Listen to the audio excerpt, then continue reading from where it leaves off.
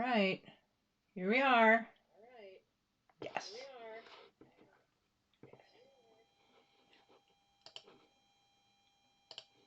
Yeah, that's what happens when you're trying to watch your stream and do your stream at the same time. Bad idea. Welcome everybody. Welcome back. We are back from we've taken a long break, right? So where's the stream been? Hello. Where's the stream been? Well, I made myself a rule kind of for my own enjoyment of life that I was going to stream for one of two reasons. One would be if there's people that I want to chat with, if I've arranged, if I know people are going to be on, or if I start it up and people join, because I want the point of being on Twitch is to be able to have the interaction with you. Hello, viewers. But the second reason that I might stream is if there's nobody on, it might still be worth streaming if I want to use this to record a video that's going to go over to YouTube. Wait, shout out to YouTube. So my videos on demand get automatically recorded by Twitch, and then I move them over to a YouTube channel. I just linked that in the chat, so you all can check out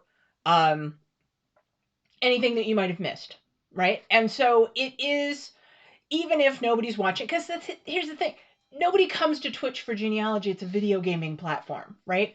So I'm working on just kind of slow and steady building up an audience, and all of that is fine. And we don't have a giant crew of people watching all the time. Hello, puppies. I know it's been a long time since Mommy's done streaming. Do you want to come say hi to the stream? Okay, you let me know, all right? I know Mommy's talking. It's weird. So for a while there, late summer, early fall, I've been not getting either one of those things, right? I didn't feel like just sitting down and talking to nobody and doing research and recording a video because I felt like I had anything to say.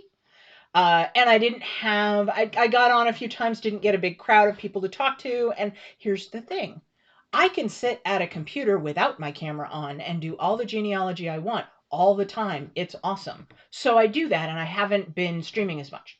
But I am back today because we have met the second condition at a minimum, which is I have some stuff that I think is going to be fun to talk about for the video. And we might use the full 2 hours, or we might see if people join and make it a conversation, or we might just record until I run out of stuff to say. Either way, this will be going over onto the YouTubes, and we're going to talk today about, I had an awesome opportunity.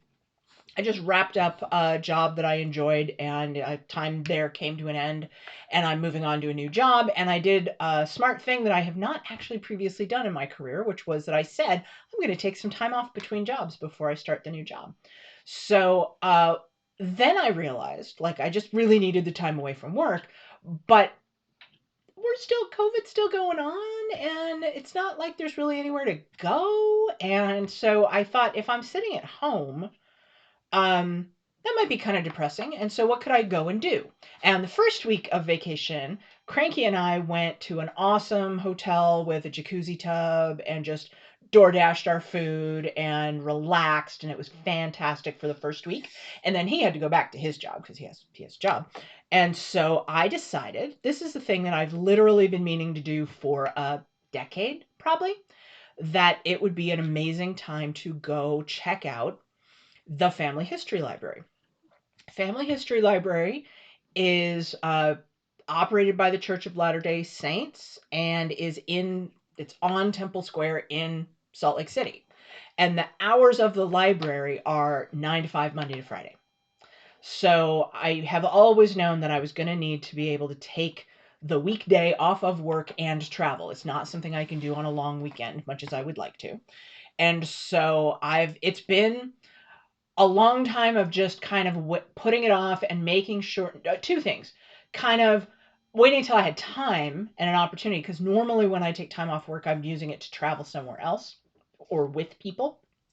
So I needed time off of work that nobody else in the family was going to have time off of work, so they would have stuff to do. And then I needed a plan. Like, I knew that I needed to have enough to do at the library that I wasn't just going to show up and wander around and waste the time and money that I spend on the trip. Now, I'm really fortunate that because I used to travel a ton for work, I have a lot of frequent flyer miles and a lot of hotel points, and I was able to pay for my flight and my stay with no cash. So that's a nice thing that I had. But I am going to talk a little bit about some of how to make the most of the cost of the trip. So we are going to cover that a little bit today. Um, anyway, so all of that stuff kind of came together this past week, and I was able to go make a short trip to Salt Lake City. I left on a Tuesday morning. I came back on a Thursday night, just to tighten up the amount. I took the earliest flight I could in the morning so that I could go straight to the library, and then I took the latest flight in the afternoon. So I had more or less 3 full days inside the library. And then I spent a couple weeks before the trip putting together a research plan. And I will say that I learned a lot about putting together a research plan, and there are some things that I would do differently for the next trip. But I had some specific goals for the visit to the library. And to talk about what those goals are, yo, hey, how you doing, Phoenix? Good to see you. Thank you for saying that. So let's talk about what collections the Family History Library has, because it really does run the gamut from I heard people while I was there who were just absolute beginners, came in with a name and a date and didn't really know anything else. And they have the most lovely volunteers there who are knowledgeable, who can help you even from that starting point. Now, if you're on the stream, you know that I talk on the stream about how to do that starting point on your own using the resources that are online. But as we've discussed, a lot of the resources in previous streams, some of the resources are free but hard to use. And then a lot of the resources that are easy to use, you have to pay for. So if you're going to have to pay for them anyway, an option to go to Salt Lake City and have a volunteer shepherd you through that, because their assistance once you get there is free. It's not like if you were to go to the New England Historic and Genealogical Society, they have genealogists there that you can pay for their time. But it is exciting to have, especially if you are a beginner, to be able to go to the Family History Library and they're not professional genealogists, they're volunteers, but to be able to get some of their assistance to get you kickstarted. I suppose I should mention too that if you're watching this stream, that is a thing that I will also volunteer to do for you for free. So if you want to get some basic tree stuff going and you're not sure where to start, you should hit me up in the chat or something, and we can make an arrangement to do that and have some fun on the stream. You've seen in previous streams that we've done that with our friend Abe, who we've worked on some of his tree. That's kind of the point of this stream, is to reach out to the community and offer some of that help and support. So if you've never done a tree and you're just getting started, you can do that for the low cost of create a Twitch account and tune into this stream. But hit me up if you're interested, because some of it will prep offline before we get on the stream as well. Okay, so let's talk about for that next step, right? If you're a step past absolute beginner and you want to start digging into the records that Family Search offers, which are all available at the library, but many of them are available without needing to physically go. And we've talked about that on the stream as well. Here is a starting point. Hang on, let me start from the main page of Family Search, because you come into Family Search and it's big and overwhelming. It's got a ton of stuff, right? There's just tons of stuff. But where we're going to go today, that's going to kind of link us to the question about the library, is to talk about the Family Search catalog. So if you go to Family Search and you do the search, there's a ton of stuff here. And all of that is useful. We could probably do several streams on all of them. But where I'm going to start today is with the catalog. One of the really exciting things that Family Search has is this massive collection of original microfilms of a lot of sources, a lot of books, a lot of other stuff that is the originals of the records that we search on both Ancestry and Family Search. They have a big overlap of what they offer. But the kind of the ultimate, where everything is and all of it is kind of, often it's harder to find, is at Family Search. I'll start with, here's the tree we're going to start with today. So this is a tree I don't think we've done a ton of online, on the stream before. Most of what we've done on the stream has been, hello. Oh, Phoenix, I'm so glad you asked about the family history affiliate libraries. Yes. Once we get into talking a little bit about what they have, yes, I'm going to talk to you about what's available at affiliates and how to make that work. But we're going to start with what's just available to you sitting at your computer. So this tree that we're going to use as the starting point for that is a tree that we've not seen from me on the stream before. It is my mother's side of the family. All the previous streams where we've done my tree, I think we've almost all of those we've spent talking about my father's side of the family. So this is my mother's side. So these are my mom's parents, Roy and Ruth, and this is my mom's grandmother, Agnes. And it's funny because Agnes was somebody, you'll notice from the death dates here, my mom's grandfather died long before her parents even got married, before they even met, right? He died when his son was just a little kid. And industrial accident, got a splinter and an infection that went septic, and he died because in 1921, they didn't have antibiotics yet. Just putting that out there. And leaving Grandma Agnes here with 2 young sons as a widow, and then she had to work the rest of her life to support her family, and that was not the future that she had planned for herself. She had a pretty tough life. And she, these 3 lived in Seattle, where my family still lives, and my mom did know her grandmother through her whole life, and my mom and her sisters didn't know very much about where their grandmother came from, and they knew very, very little about where their grandfather came from.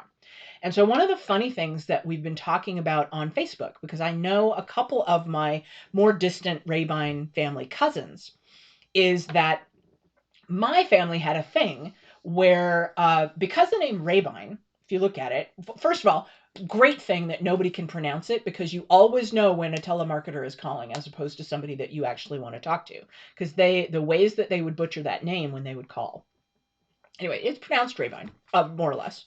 The Germans pronounce it slightly differently, but as you can kind of see, that is a German name. And it means, by the way, deer leg, which resulted in kitschy things about deer and reindeer all over my grandmother's house, and that was kind of our go-to Christmas present. So it means deer leg, even though my grandmother is only a Rabine by marriage. But what I found out when I visited Germany some years ago is that it also refers to a type of carpentry, and it refers to a particular type of carved table leg from furniture makers, that the table leg resembles the shape of a deer's leg. So it is possible that that name goes back to old furniture makers, which I thought was pretty cool. Anyhow, the Rabine family, and then we had, you're going to see in this tree that Agnes here has a surname Lewandowska, which, if you know your things, is a pretty obvious Polish name, but cover that up for a minute, because we didn't used to know that that was her name. We used to think that her surname that she went by was Mikulski, but I know what you're thinking. If you know Polish surnames, that also sounds pretty Polish. She spelled it. Hang on, is that in here? Let me open that up. Yeah, this is how she spelled it. Mccaulskey. So she set it up to make it look Scottish or Irish. She had a really thick accent that was clearly not Scottish or Irish. I did not meet her. She died before I was born.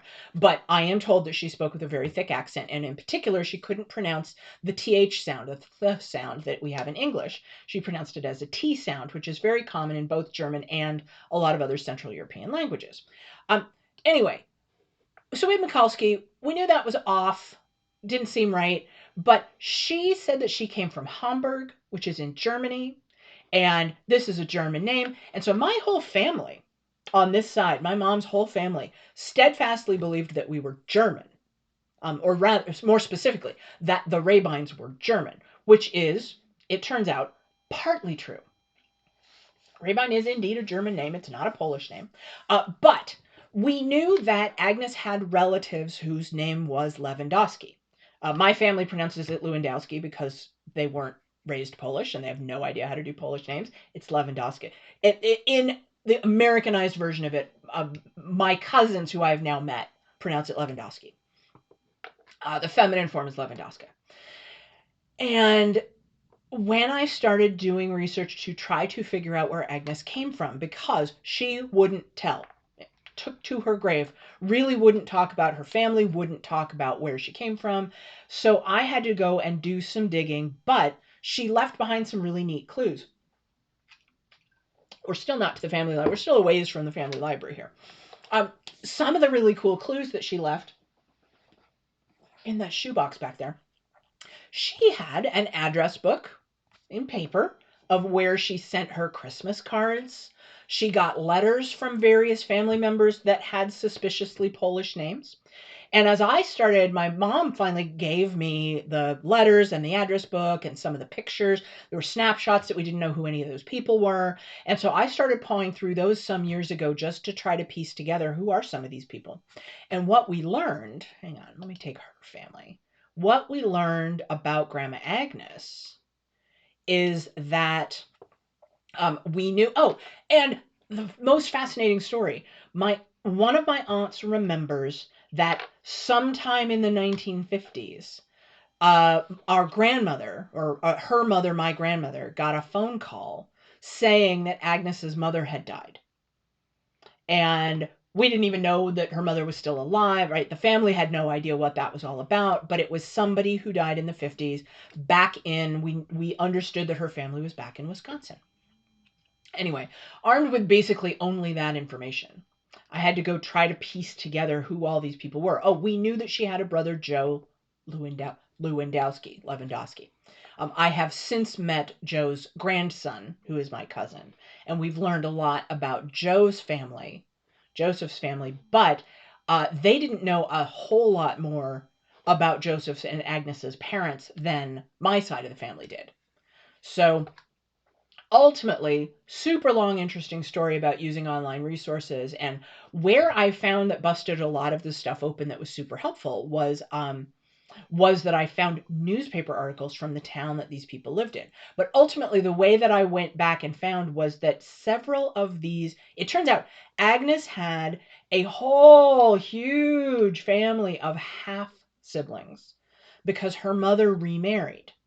And some of the people in her address book that she was close to were her half sisters and half brothers. Especially Pearl here was in her address book, and Walter was in her address book, and I believe Helen was in her address book. And so we found those family members, and they had a fairly close relationship with their mother. They all stayed in Wisconsin where their mother was. And so locating through her address book who her half siblings were and using that to work back to who her biological mother was. And then we found this guy, Stanislaus Ed Mikulski. His surname is Mikulski, but he spells it Mikulski the way the Polish folks spell it. And I recognize that because I know a little bit about Eastern, languages and so forth. Hey, Shark Lady. Oh gosh, yes. Christmas card lists are enormous because who are all these people and how do they know each other, right? So we were able to piece together that a bunch of these were siblings of each other and they had this mother, Victoria. And eventually I was able to link together that Victoria, who was originally a Lewandowska, or rather when she came to the States, that was her name. She had been previously married, and I found her and Stanley's marriage announcement in the newspaper. And their marriage announcement, where is it? No, that's not her. It's this one. Said, here we are, show me this media. And I've shown you on a previous stream how to find some of the newspapers. Library of Congress has newspapers digitized. Newspapers.com has a bunch of stuff. Google has a bunch of stuff. Check back on the former streams because there's a whole breakdown of how to find stuff in newspapers. So this was this adorable marriage announcement from the newspaper in Stevens Point, Wisconsin that said Mrs. Victoria Lewandowski married Ed Mikulski. And it says that each of them, it was their third marriage for each of them, which I now think is true, but we didn't know that at the time. And that hey, is that a new follower? Oh, that's super exciting. Yay, thank you for following. Yay. Wait a minute. We just hit 30. I think we just hit 30. Woo! That's so cool. Thank you for following. So Victoria and Ed married, and he brought 9 children from his previous 2 marriages. And it says here in the newspaper, I still have not figured this out, it says she brought 4. We only know of 3. We don't know who the 4th one is. Still haven't found them. Anyway, but this was super important information because it told us, okay, we've got this giant blended family. And yes, it turns out I was able to then identify who were all. So it was worth it to me to go through and figure out all of Ed's children from his previous marriages, and then the children that Ed and Victoria had, because they went on to have 6 more children. So he had 9, she had 4, and then they had an additional 6. What? Like, huge. She was busy. And all of those who survived to adulthood, Helen here and Bruno and Pearl and Walter, were all people that my great-grandmother Agnes was in touch with. And she was in touch with her brother Joseph. And we found, I wonder if I have that on here because it's lovely. We found that my cousin, I don't have it in here. I wonder where I put it. My cousin, who is Joseph's grandson, he had a stack of snapshots that were the same as the stack of snapshots that I had, that my mom gave me, that Agnes had. So Agnes and our cousin had copies of the same pictures from a trip that Agnes made back to Wisconsin to visit Joseph's family. And it's from when our cousin was a little kid, and it shows, anyway, it's adorable. And so it's got, we both were on, in different parts of the country trying to figure out who are the people in this photo that we don't know. Well, they were each other. So now we know. So all of this then pointed us to the fact that Victoria here was Agnes's mother, and that she had previously been married to somebody named Lewandowski, but I didn't know who. What I was able to learn from our cousin, who was Joseph's grandson, is I got a baptism certificate that he had a physical copy. He had Joseph's old physical papers. Joseph and Agnes did not come to the U.S. together. Victoria and Agnes came together when Agnes was a baby. And for reasons that we still do not know, have no idea why this happened, they left baby Joseph back in Poland. And he came in after he got married. After he got married? I think he came after he got married. He came when he was in his 20s, having done military service in Poland and the whole deal. We don't know why, and we don't know who he lived with in Poland. Still working on that stuff, right? So that was part of what I was hoping to go to the family history library and find out. So what I discovered, I learned about something absolutely extraordinary as a first step in understanding what Victoria's deal was. I was able to find what was probably their migration record on Ancestry. So we're still on Ancestry at this point. And it has Victoria Lewandowska and Agnes Lewandowska, and the ages are correct, and they're headed to Milwaukee. We don't know why. We don't know why Victoria chose to come over, and we don't know who she was going to meet. Don't know anything about why she came to the U.S. We know why she left Poland. It turns out. We're pretty sure that the reason she left Poland is probably because her husband passed away. We're pretty sure that her Lewandowski husband died in Poland. We don't know that I haven't found his record yet. Not 100% sure, but we think that's why. So here she comes, widow with young baby daughter. Young widow, young daughter. Don't know why baby Joseph was left behind. We have to assume that he was left with family, but I don't know. For all, I don't think he was dumped anonymously at a church because he still had his papers. And Joseph actually had a copy of, this was something that I thought was really evocative. In December of 1891, just a couple months before here, very end of December 1891, just before Victoria and Agnes came in, they would have left at the beginning of January of 1892 to arrive in New York at the end of January, right? Some number of days or weeks that it takes to make that crossing, I still don't know. But right before they left, They went to the authorities in, I can't pronounce these, Orłowo. There's a little thing, but through the L, and I can't do the Polish pronunciations. It's so bad. This thing. They went to the authorities and got a copy of his baptism certificate showing that he had been baptized in 1889. But, and this is the location. But we don't know. So we have that because our cousin had a hard copy of that certificate. So she goes to the authorities in Poland, gets a reissue of his baptism certificate, and leaves it with him, right? Because he grows to adulthood and still has it, and it gets passed down to his grandson. So there's this copy of this baptism certificate that they get made. And then she and her other child hop on a boat and go to the US, and Joseph does not go. So clearly they were getting that made to give to whoever took him, right? That seems pretty clear to me, but we don't know who that was, and we still don't know why. So we don't know exactly where he was. We have only the handful of other papers that cousin photocopied and sent. But this puts us in a place. The other thing that had put us in a place was that Joseph went through a naturalization process that was documented after he arrived here in the United States. And on his list, now where is it that we actually found this? I think it's here. Oh no, that link is now broken. Oh, that's a bummer. This happens on RootsWeb all the time, and it's super frustrating. So you'll have to take my word for it, I think. One of his draft registrations. Let's look at this.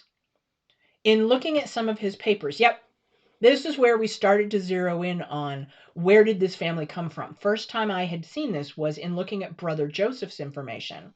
We found that he was from this place that I cannot pronounce because these are this L has a thing through it, and it's in a Wrocław, maybe. I don't know. I'm bad. It's really bad. I'm sorry, Poland. I need to do a lot of work on that. That turns out to be a region. If we go Google that bad boy. If we do this and just put in the spelling that he used, we get Google helpfully saying, hey, by the way, this is probably what you mean. It is both a city in Poland and a region in Poland. It's a county. So it's a decent sized city. So this doesn't exactly narrow it down too much. The other thing that we had was on his naturalization certificate, he gave the name of a different place, Hohensalza.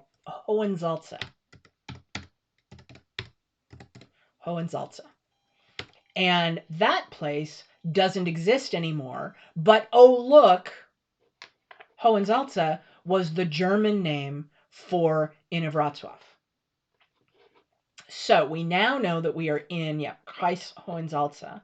And the reason that he flipped back and forth using those names is because at the time he was answering those questions on those forms, that was when ownership of this part of Poland kept changing. And so at a particular time, he would have written that it was called Wrocław, and it probably was the day he wrote that. And then a different day, he would say it was called Hohensalza because that's what it was called.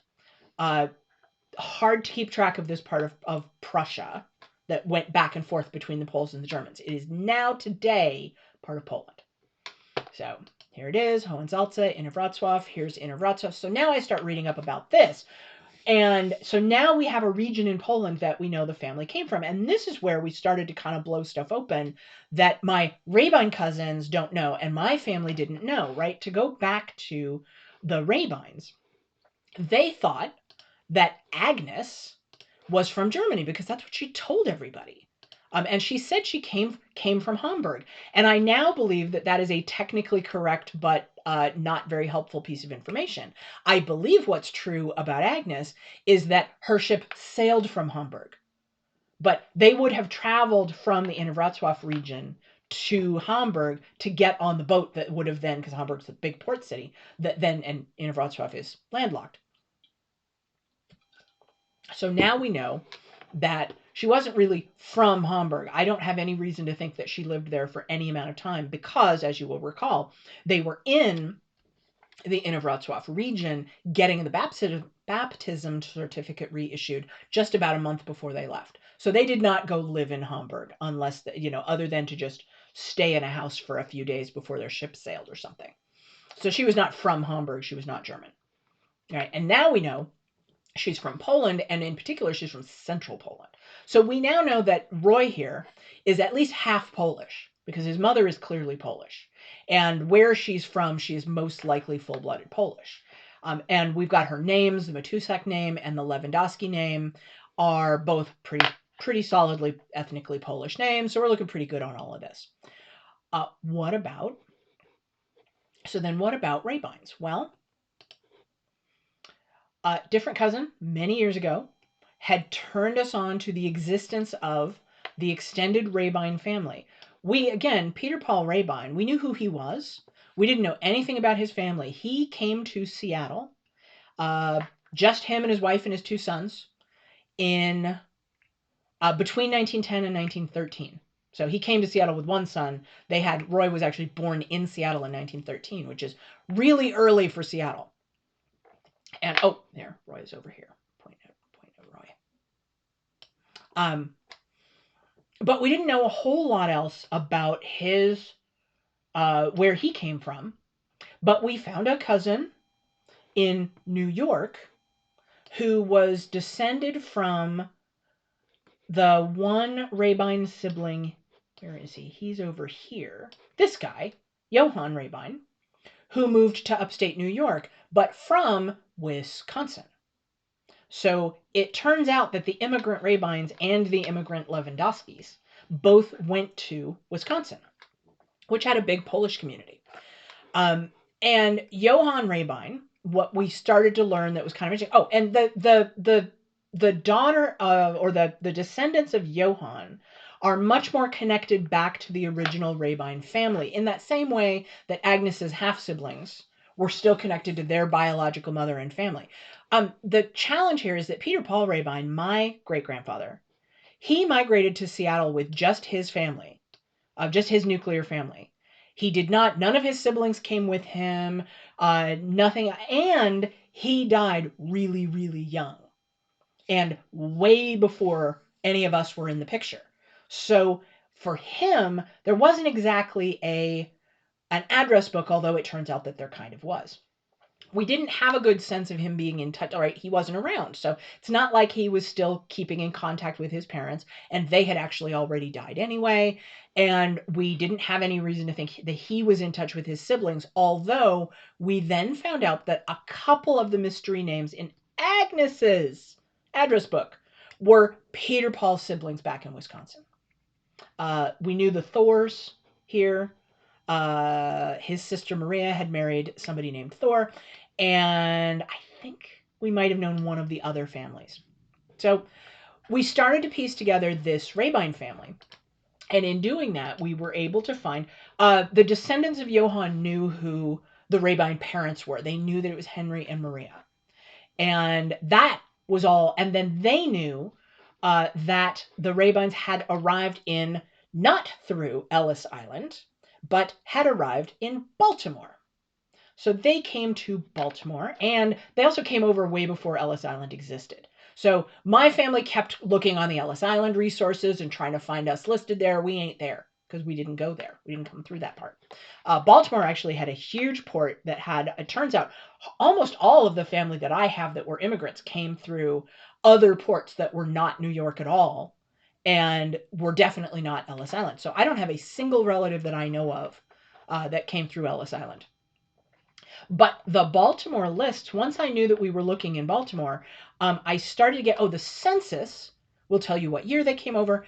And so then that led me to, I have this passenger list that had Heinrich Rabine, and they've misspelled it. So we had to sort of piece through all the indexes where it had been misspelled.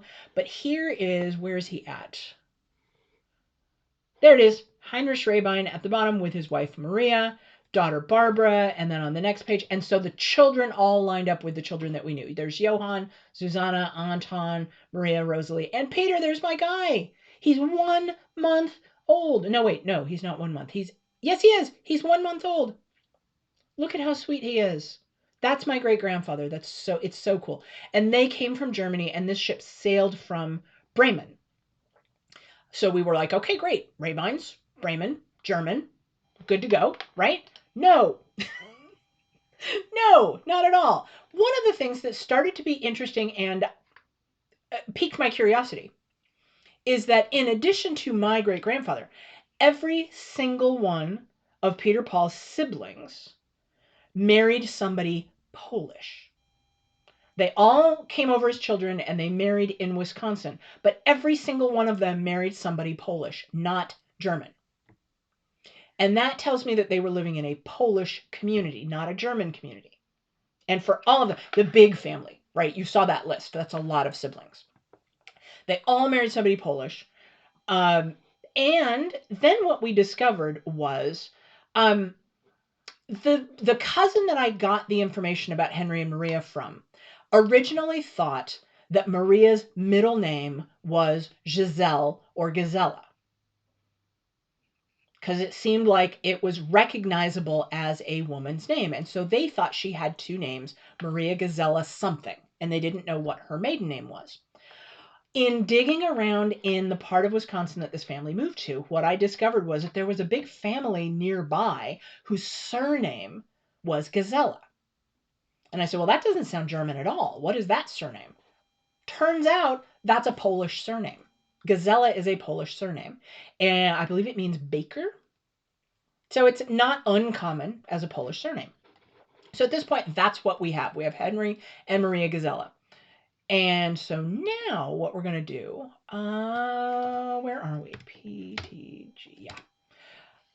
This is where we're now going to take another detour away from Family Search and talk for a second about Wikitree. Remember Wikitree? We've talked about Wikitree as an awesome place that you can get connect with cousins. It's a free place to store your tree. You can see other research people have done.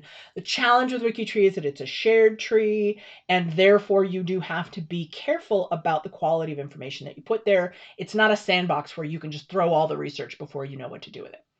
But one of the amazing things about Wikitree is that there are humans there who also do research. And out of nowhere, somebody found that I had Polish people in my tree on Wikitree, just a handful of information that I did know.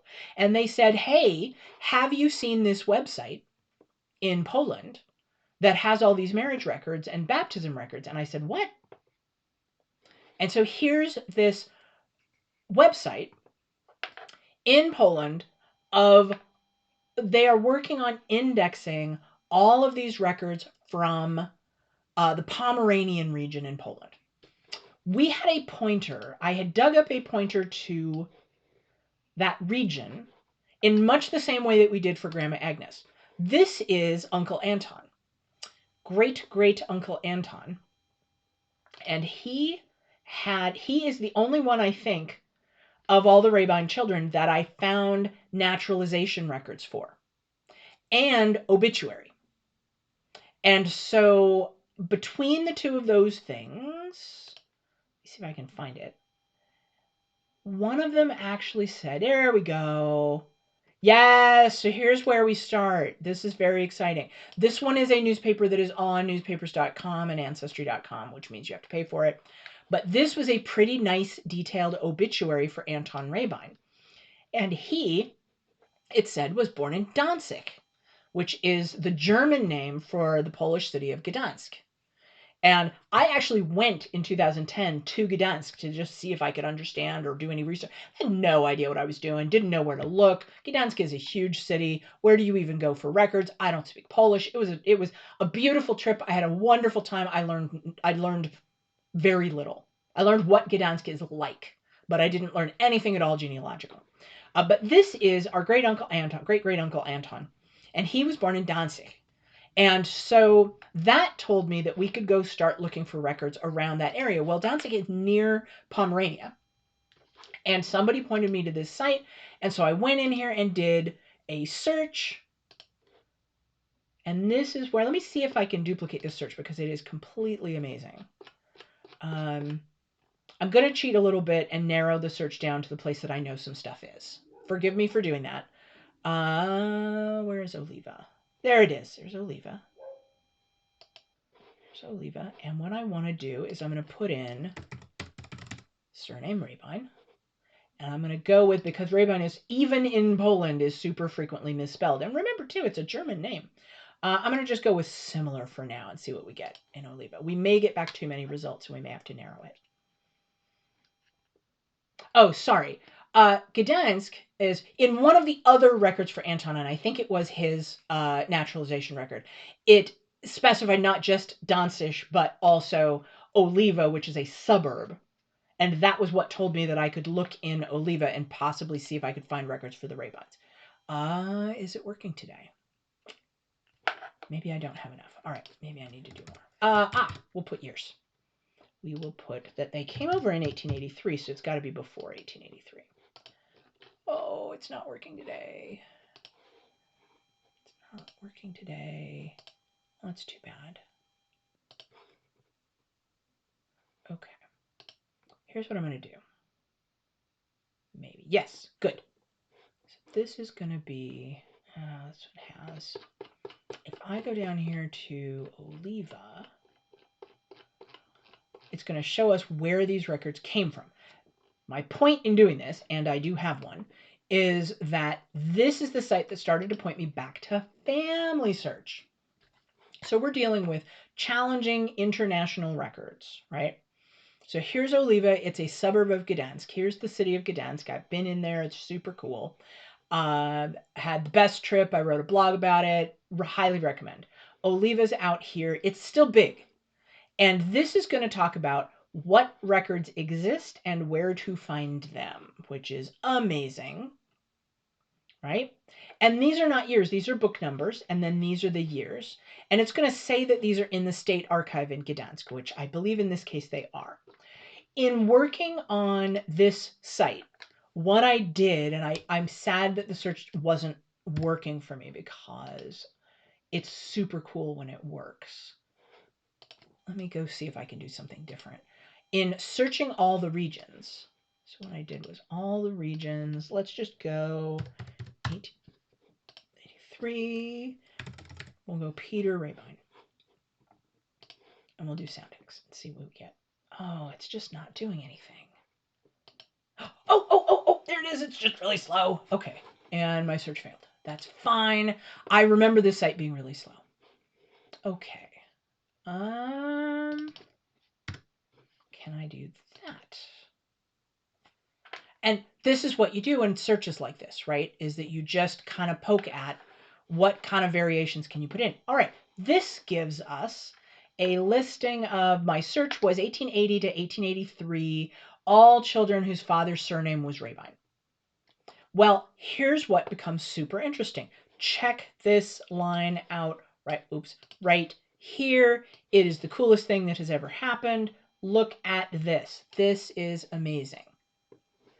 In Oliva, in 1882, we have a baptism record for Peter Paul, the son of Heinrich Rabine and Mariana Gazella. That's my second great-grandfather. Unbelievable. It's so cool to actually look at that. Now, it's not the record, right? It's not the handwriting, but oh my God, that record exists. That record exists. And this is an index of it, which means that the real record still exists somewhere. I can find it. I can find it. I will be able to find it. Here's something else that's exciting then if we look up and down this list is look who else is baptized the child of Heinrich Rabine and Mariana Gazella. Holy cow. Right? So now we have another one in 1881, also in Oliva. Wow, this is the same family. That's his sister.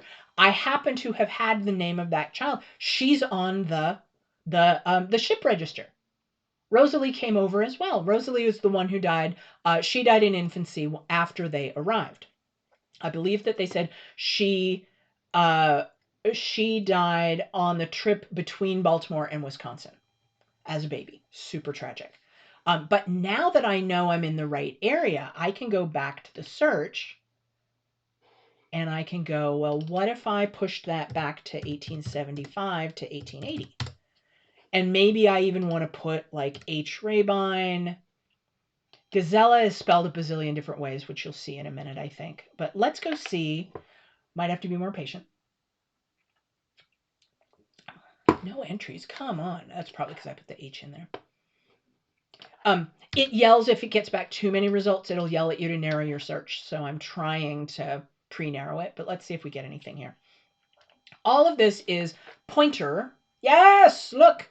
If I just scroll down, if I just scan down over here, I'm looking for the name Gazella or something that resembles it. And here's one. Another one in Oliva. Look, it's Maria Martha. That's Mary, who ended up marrying John Thor when they came to Wisconsin. That's great-great-aunt Mary Thor. There she is, child of Heinrich and Maria.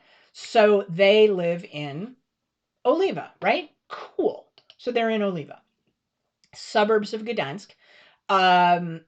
We don't have that from a church record. That USC that it says after it is telling us that I think is telling us that that's a civil record. I'm not sure. I could go back to the tree then and go look at the birth dates and kind of try to narrow down the birth dates of the children that we know, because we know the ones who came over, right? The ones who came over, we have them. Hey, look, it's Heinrich Rabine and Mariana Gazella right here. Still, they're in Oliva, 1874, and that's their child, Anton. That's the guy who naturalized, whose obituary pointed us to this region in the first place. Holy cow. Now, something I'm kind of blowing by is, oh, here's another one. I'm kind of blowing by the fact that in addition to this, there's a bunch of other Rabines in this list. So those are potentially aunts and uncles and cousins of Heinrich, right? And it also tells us that this name existed. Well, no, the only actual Rabine on this list is mine, right? Here's the other one. Look, here's another one. Gdansk Oliva. That's a different record. We'll have to go see what that collection is, right? That is a different record book. And here, interesting. This is a child Teresa. And what was interesting about that is that we didn't know about a child Teresa because she died in infancy in Poland. But this is a different sibling that we didn't know about. So I went in to add that to the records, and this is what was super interesting. After I pawed through this whole index, I came back with all but 2 of the children we knew about. We found baptism records. And we found 3 additional children that we didn't know existed. We said, well, how do we know that those are the right family, the right parents? How do we know we have this right? Because we started to get into some records where the names were really butchered. A couple things.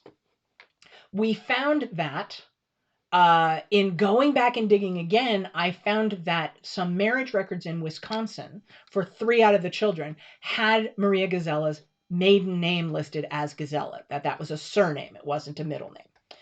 The other thing that we found, and this I think is super amazing about the 1900 U.S. Census in particular, is in the 1900 census, when you scroll down, one of the questions, the 1900 is my favorite census. Hands down, favorite census, best census. They added so many super invasive questions that every single person who answered the census answered those questions. It wasn't a selection of them who answered it. It was everybody. And the best thing is right here. In this case, the best thing for this family was, it said, if this person is a mother, there's a column on that census for it. How many children has she had in her entire lifetime? And of those children, how many are still living? Well, we knew about 9 children who had come over with them, who had migrated over with them. My great-great-grandfather, Peter Paul, was the youngest of them, and they didn't have any other children that we know of when they arrived in Wisconsin. So we knew about 9 of them who came over, immigrated in 1882, 83 with them. But what this tells us is that she told the census taker that she had had a total of 12 children, and that 6 of them, as of 1900, were still living. And so what that told us is, yes, the extra 3 that we found in the indexes in Poland were hers. It was this family. And we can reasonably assume that all 3 of them probably died in infancy back in Poland. We don't know for absolute sure, because Bertha would have been old enough in 1883 that she'd have been 23. If she had been married and said, nah, I think I'll stay with my husband, that's plausible. So we can't totally rule that out. But we do know that by 1900, she was probably deceased because that's what her mother said and most likely she died in infancy. So armed with this information, we ended up with a bunch of stuff off of here. I'm going to go back and take us back to, actually what we're going to do is we're now going to go look and see, well, hey, we've got this Heinrich Rabine and we have Gazella. And we know it was well before 1883, but we also know they were having children in 1860 is what we found. So that's the latest date we would expect to find their marriage. And we can go with similar on their names. And we can figure out here. Nope, that didn't get us there. Let's do a rough search. See if that gets us anything. Nope. How is that not getting us anything? Probably spelling?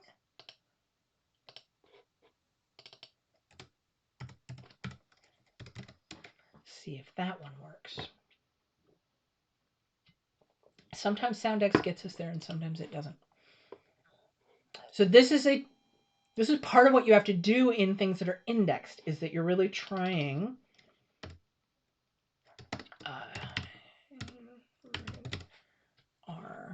right? We're really torturing it a little bit. That might make it angry. Nope, still nothing. Right? We've really got to try all kinds of variations. Oh, let me see if I can do. I happen to know that one. That might work. Nope. Oh, you're killing me. Now I don't remember how I found it. See, but this is like just beating their head against it for forever. It is spelled that way. Okay. All right. Let's try to get it. See if we can get it. Yes! So, think about how that was probably a couple of days of me trying all the different variations. And I knew kind of where to target because I had found enough of the baptism records that it was starting to narrow me in on this town. And here's the important thing. We found this town is where they were married. And several of the early children's baptisms are also in that town. I won't make you watch me try to get those, right? But trust me on this, we found a bunch of them. And so this is the thing that this tells me, is this index is coming off of, there are records that still exist that people are looking at to create this index. Some websites will let you click through and you can actually see the record where it came from. This is not one of those websites. They don't have it. There's a halfway decent chance that they are looking at physical microfilms or even have a church book near them that they are using to create this index. But what we now know is we can go to that parish and the original record is probably findable somehow. And so here has a ton of information about the books and where this all came from and the years that these things are available. And this will tell you that they are available in a bunch of the archives in Poland as appropriate, right? As it should be. But, oh, and there's some links here. You can go look at some other stuff. I've tried digging around the archives in the of the Polish research. A lot more is coming online. Most of the sites have a little bit of English, but it's still really difficult. But now that I know the name of the town, I know that I'm looking for this place. It's, Przodkowa? I don't know. I'm sorry, Poland. But now, it's only been an hour of getting you all the way there, right? Now let's go and look at what might Family Search have about this place. Nope, that's not the one. Oh, look. So we start at Family Search. We go to Search. We go to Catalog. This is the one that I have on speed dial. If I start to type the words Family Search into my browser, it auto-completes this page of their catalog because this is where I go for everything. Because Family Search is the repository that has all of these European church books that were microfilmed by the LDS Church in the 1960s. They have all the films. And what we're going to look at is how do we navigate the collection. They have tons of other stuff too, but it's the church books that I find interesting to help you find the vital statistics on the family members where they came from. If you can get to the village, you can do a lot. And I happen to have this unfair advantage of I've used this index website that is going to help me pinpoint which village am I looking for, and what year, and how was the name spelled, right? Because here we discovered that her name Gazella was misspelled or maybe misindexed, right? If it was a big loopy J, that might have looked like a big loopy G, or vice versa. So we're going to go to this town and we're just going to see, what does Family Search have? Well, interestingly, they have this place. This place is something that comes up, and they have church books that go from 1785 to 1919.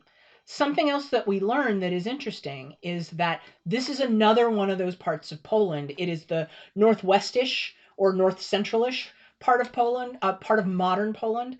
It is part of the area that went back and forth between the Poles and the Germans, the same way as in Wrocław did.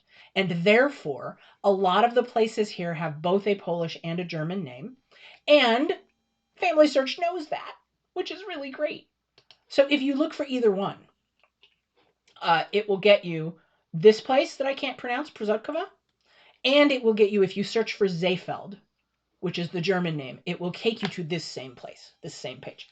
Now, this is where stuff gets really exciting, because we are now going to start to look at what are the different options for accessing some of this amazing research material from Family Search, and some of it you can get from home right now today. Boom. Okay. We look here, we've got, we now know that the book at the time it was written, the place was called Seefeld, which also tells us we can look here. This is in German, and it says it's now Przodkowa.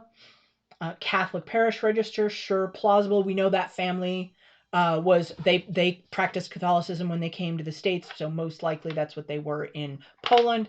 There were some evangelical Protestants in that area, especially when you get to Gdansk, because it's a big enough city to have both.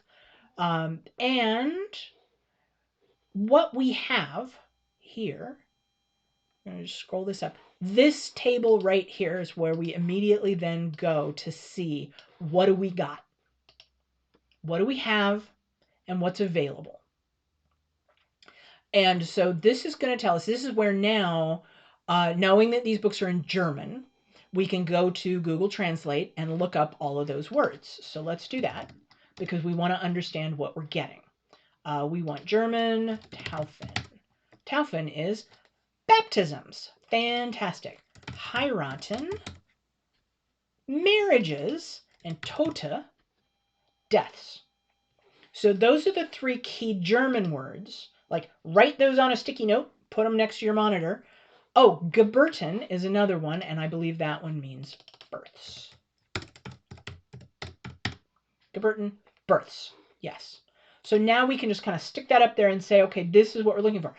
There are occasionally other words that will show up in here that will be for other types of things that were recorded. But those are the big three, right? And if you're looking in, especially in Catholic Europe, most likely you're going to be looking for the words baptisms, marriages, and either, in this case, they're saying deaths, but you might look for burials. So what if I swapped this? What?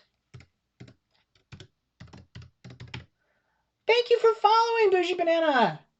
Thank you. So nice to have you on the stream. So, couple of different words. Besetzung. So there's a couple different German words that we might encounter when we're looking at burials. Okay, fine, great. We'll leave that here. So now we are going to start looking at the Family Search catalog. And this is why I say, don't buy your plane ticket yet.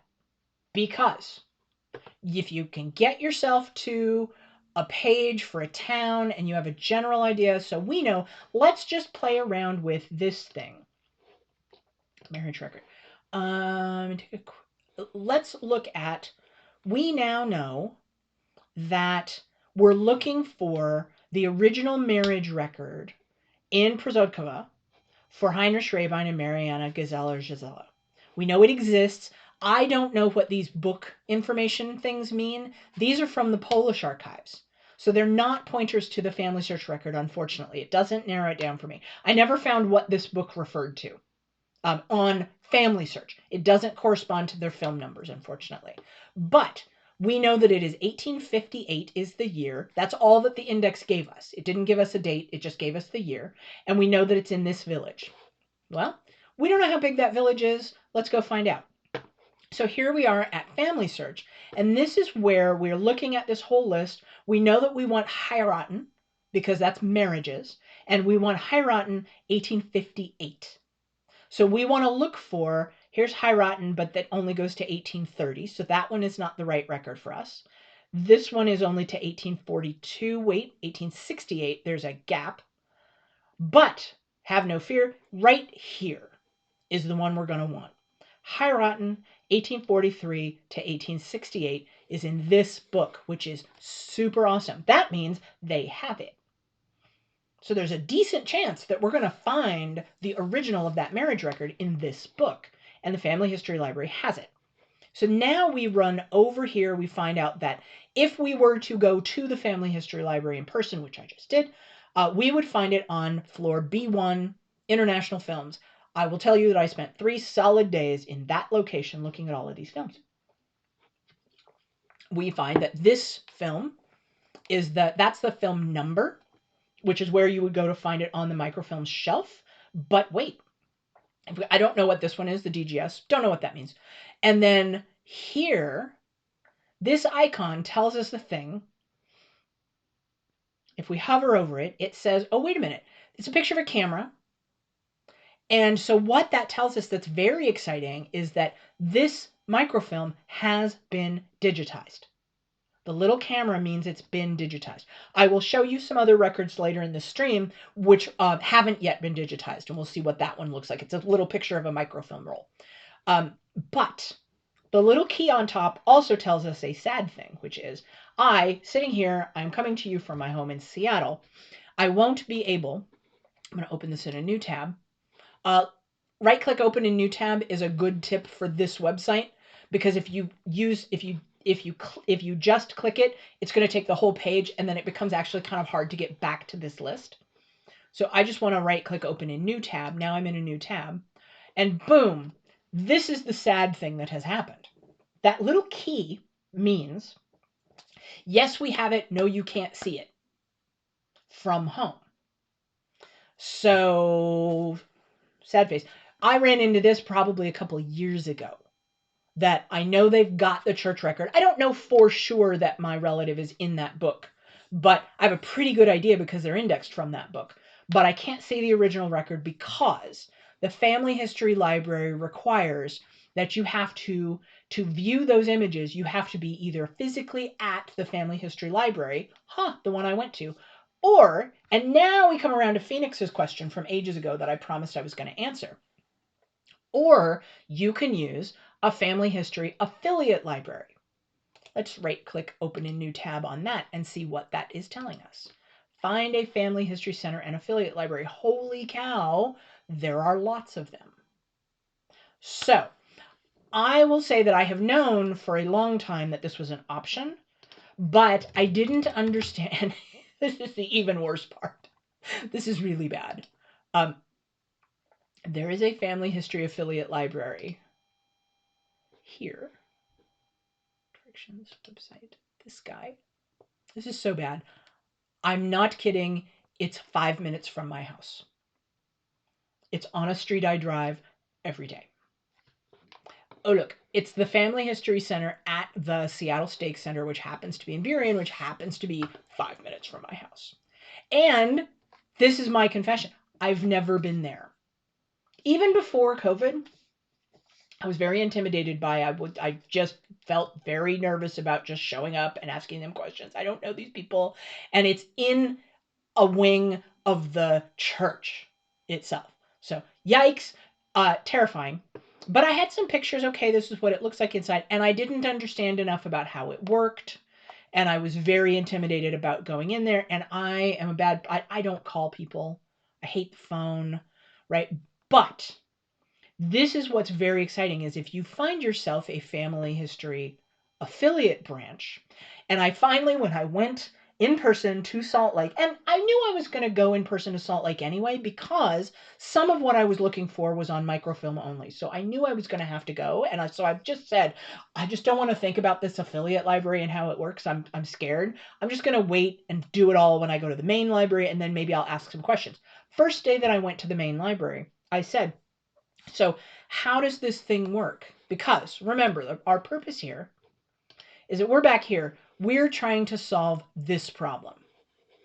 We have digitized microfilm images are available, but I can't see them from home. I have to go to the affiliate library. Or to the main library. I said, how does that even work? What has to happen? Do I have to use their computers? Am I going to have to print things off? And it turns out, so I got to the main library. So here's the library. Yay! I went to the library. And I went to the library and I went in and I asked the people at the desk. I think I went down to International Film and I said, hey, how does this work? This is before I'd even set up. I brought my laptop. I said, do I have to use one of your computers or can I use my own laptop? And they said, it's going to automatically detect when you're joined to our Wi-Fi. It will know that you are here and your computer will be able to look at these images. And what that meant was that then I could download it. Look, download button. That meant that I was going to be able to download the original images to my computer and take them with me. Hallelujah. Fantastic. So that's a good start. And I said, does it work the same way at the affiliate libraries? And they said, oh, yes, it does. Yes, it does. So you take your own laptop, you join their Wi-Fi, which is, of course, free, and you can get on the site and you can look at this image and be able to see the church books come up. This is even better because I talked to a volunteer later who talked to me about when the Family History Library was closed due to COVID restrictions, which it was for quite a while. And she said, we were so depressed when it was closed, but we used to come and sit on the bench outside and join the Wi-Fi so that we could look at the pictures. So now I know that if I don't want to deal with the people inside my affiliate library, I'm pretty sure I can pull my car up to the sidewalk outside the Family History Affiliate Library and use their Wi-Fi. I think I have not tested this yet because today is Sunday and it's their church and I feel like that would be rude. And it's also a little awkward to use a laptop in the car, but it's an option. I might even just take a little table and a tent and sit out on the sidewalk. But I could also just be nice and like they have opening hours and they're really nice people and they'd let me in. Just notice that this is these are pretty limited hours for this center, right? And most of it falls during the work. So, this stuff. I also don't know what this doing updates may not be available to use means. I don't know. But since it's 5 minutes away, it's now kind of low stakes for me to go find out. So, exciting times. You too can go find a family history center, search the area near you, and even here in Seattle, this one happens to be 5 minutes from my house. There are many, many others. They're all over the place. Right? So you can now go search, and now you know that if you have pointers to some of these microfilms, and this could be the international films is what I've been doing a ton of stuff with, but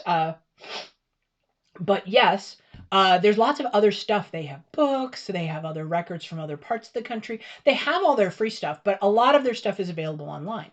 So let's step back and look at some of the other options. Right, so let's go back to the catalog and we'll go through kind of what are the options for looking at records that the Family History Library has. Because I told you that this little camera with the key equals sadness. It means I'm sitting here at home, that digital film exists, I can't look at it. But let's take a look at what happens with this one. This is just a plain old little camera, and it says browse the images online, which is good news. Now remember, this is not a pointer to a film that I don't know yet, right, what I'm looking for here, but The point is, this collection is baptisms and marriages up to 1830, 1785 to 1830, and deaths 1828 to 1830.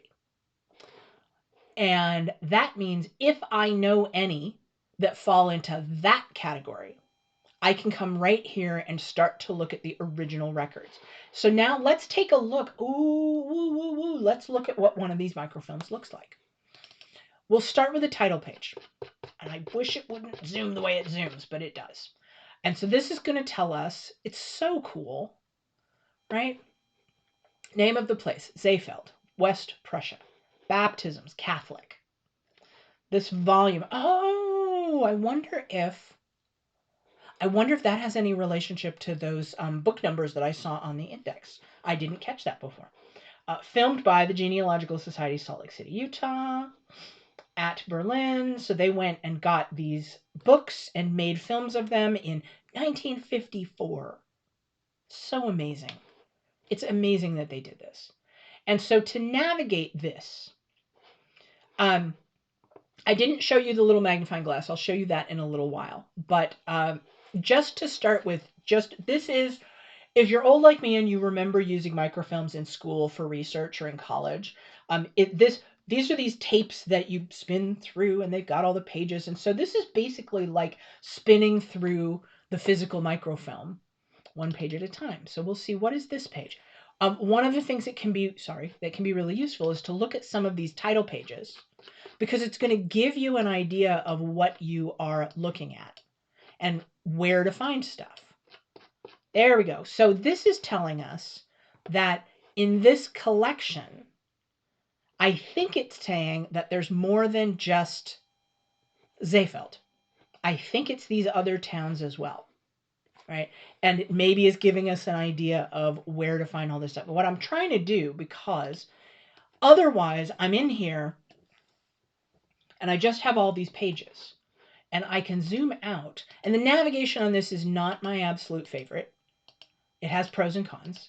But if I zoom out, all I'm getting is more pages. The thing that gets me is there's not a slider bar here. So I can't just go zipping straight to the end, other than it tells me that there's a total of 400 images. That's actually small for one of these films. Oftentimes they have over 1,000 of these individual little squares. If I want to get quickly to the end, I can do it this way. Now I'm at the end. Oh, sure enough. Look, remember that list? And Seefeld was the last two at the end. So look at how I've got these begin and end sections. So 71, 72, 71, 73. Right, and you can just read kind of what this is. This is name of place, Seefeld, marriages, Catholic. Zoom back out because it always zooms that way for some reason. 1816 to 1830. Now let me do a quick search. In having gone through, remember that index site? And I told you I spent days and days and weeks, right, on the index site. The index site gave me that I found out who Maria's parents were. And they're in these villages. And yes, is that going to be in that list? Wait, is that in the range? 1822. Am I going to get 1822? Yes, the 1822 marriage is going to be in here. Oh, baby. All right, so I want to find 1822 marriage. That's going to be for her parents. And oh, look, this one, we're actually super fortunate that this collection has been indexed by Family Search. Which means, let me show you how the index works. Let's do this. So the little magnifying glass tells us that there is an index for this film. Why don't we go look at that? Oh, I should have opened in a new tab. Oh, I regret my decision. Gazella. Right? Seefeld. Nothing. Let's not do that. Let's do 1822. Martini Gazella. Oh, that's a baptism. I don't even know if I've seen that one. I don't know if I've even seen that one. Neat. And that is for one of Maria's siblings. This one, Barbara. So I had that information. I don't know if I'd seen that film. Right, so now we've done a search, And check this out. It's going to take us right to that page. I want to see if I can find that marriage. Let me go see if I have what. How did they butcher his? Oh, Gazella. They spelled it Gzela. Oh, come on. Okay, fine. We're gonna go back and just browse. We're gonna find it. We will find it. This is the struggle is real of having Polish ancestors, but also Rabine ancestors. That name got misspelled in so many ways. Okay, so I'm going to go to the end of the roll, right? So I'm just going to the last number to take me all the way to the end of the roll because that's less scrolling. And what I want to find is marriages, this one, right? I want marriages. We know that this is going to be 1816 to 1830. And so now what I'll do is just look. What I do, when you saw me do this a second ago, is that I'll just zoom in at random spots. This is 1819, so I need to go a few ahead. This is 1820. Remember that I am looking for 1822. And given that this is a very short tape, I know it's not very far. There's not very many records per page, right? Because this whole thing, one from here to here, is 1816 to 1830. That's quite a number of years, right? So this is 1818, 1820, 1822 might be in here. And so this is how I navigate, is that I just kind of take a stab, all right? I'm going to go ahead and close this just to get it out of our way for the moment. But now we're in 1822. When I'm looking from the index, I don't know the date. It only gave me the year. So I know that I've got to look at the whole year. This is telling me 1821. So probably this is the start of 1822. And notice for the moment, we have got a god-awful mess of handwriting, and I don't know what any of this says, right? Like, I know nothing. I don't even know yet what language this is in, because it could be German, it could be Polish, or it could be Latin, because they're Catholic. And I don't know yet how this marriage record is laid out, like what to find. But there's a couple of interesting clues that you can kind of zoom in on. And one of my favorite things about a lot of these records is that I don't know who did it, but at some point in history, a lot of these old church records where it's just a jumble of some handwriting, someone has gone through with a pencil and oftentimes, not always, has underlined which things are people's names. So you'll see, right? You see that very faint underline? Those are pointers to, I can't read this, but it might be a name. And that's very exciting. I'm also glancing at these headings and I'm thinking, oh, I think these are the place names because Przodkowa is right here. So that's helpful. That means here's Przodkowa, and I've been told that that's the one I'm looking for. So if it's something that's clearly not that, do I want to skip over that? Maybe I do, maybe I don't, right? But I'm still in 1822, and I'm looking for Gazella. Gazella. Oh, I found it! I found it! Look it! We found it! Here it is. We're going to zoom in. Look how nice that looks, by the way. Like, that's nice, right? All right. I'm zooming in so you can see. Yeah, there it is. Here, because here's that pencil mark. See the pencil mark underlining the name? And I'm looking for Martin. So this is Martini, which is going to be the Latin version. And there's Gazella. I'm guessing because that I think is a G that they wrote it with a J. And so I think they have spelled it actually J-S-E-L-A rather than J-Z, how it was transcribed, but sure, whichever. Oh, and the text is kind of faded. What can we do? We can reduce the contrast a little bit, or up the contrast a little bit. See, that blows it out. Right? We can take this down. This is all kind of mimicking things, by the way, that you can do with a film machine. When you're at the film machine, you take the brightness down. And sometimes taking that contrast down makes some of the really faint ink in the background pop a little bit better. Makes it easier to read. Okay, so at the top we have a heading that doesn't say Przodkowa. I don't know why. This is actually a different village. Oh, God, no, I'm not going to try to pronounce that. I need to practice my Polish. But it is Pomiet. There we go. It's this. Here. Oh, look, it's got a pronunciation guide. I just can't do anything with it. Right? So this here is a village in the county of Przodkowa. It's in near the same place. Right? It's very, very close to where these other records were. And we can go look. It's a teeny tiny little village. And what I don't actually know for 100% sure, but I believe this may be saying that this is where the marriage was performed, or it may be saying that this is where they were from, or where one of them was from. I don't know, because I don't know whether that tiny village had a parish church that, or anything where a marriage could have been performed, or if it was such a small village that you have to go to the next village over and go to the church. I don't actually know that about this place yet. But now we can start to try to puzzle out what all this says.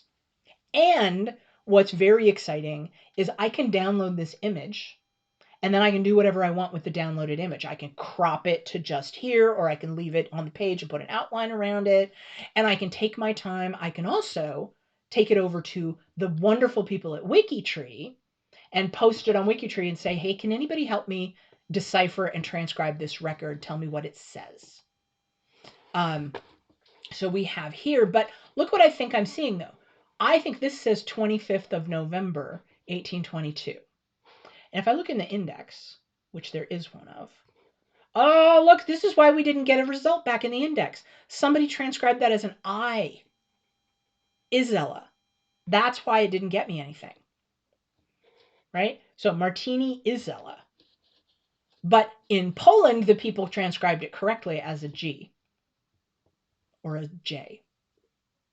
That does look like a J, doesn't it? Right? If you take this is now we're going to talk about how do we decipher some of the handwriting. Well, I'm going to look elsewhere on the page for where I know that this is a J. Well, this is somebody named Joseph.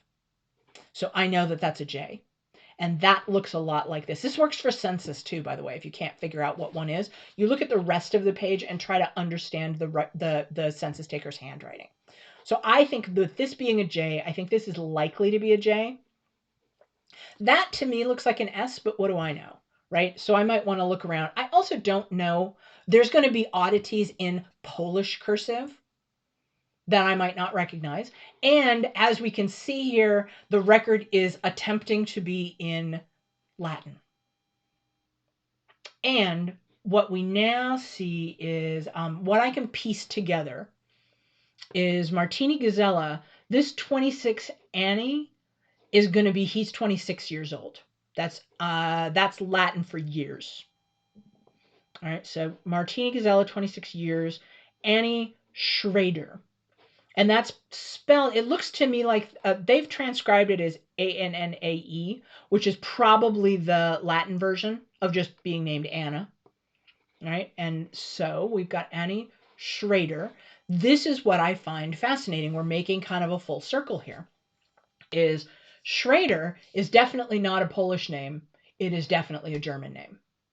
And so we are in a location in Poland that switched back and forth, right, between ownership by German, Prussian, and Poland, and today is Poland. And what we have here is a marriage between Martin, who clearly has a Polish surname, Gazella, means baker, and Anna, whose surname is Schroeder, which is German. And then Martin's daughter, Mariana Gazella, goes on to marry Heinrich Rabine, who is, Rabine is German surname. So she's already, I wouldn't say half and half, because I don't really know what it means that they have these surnames, right?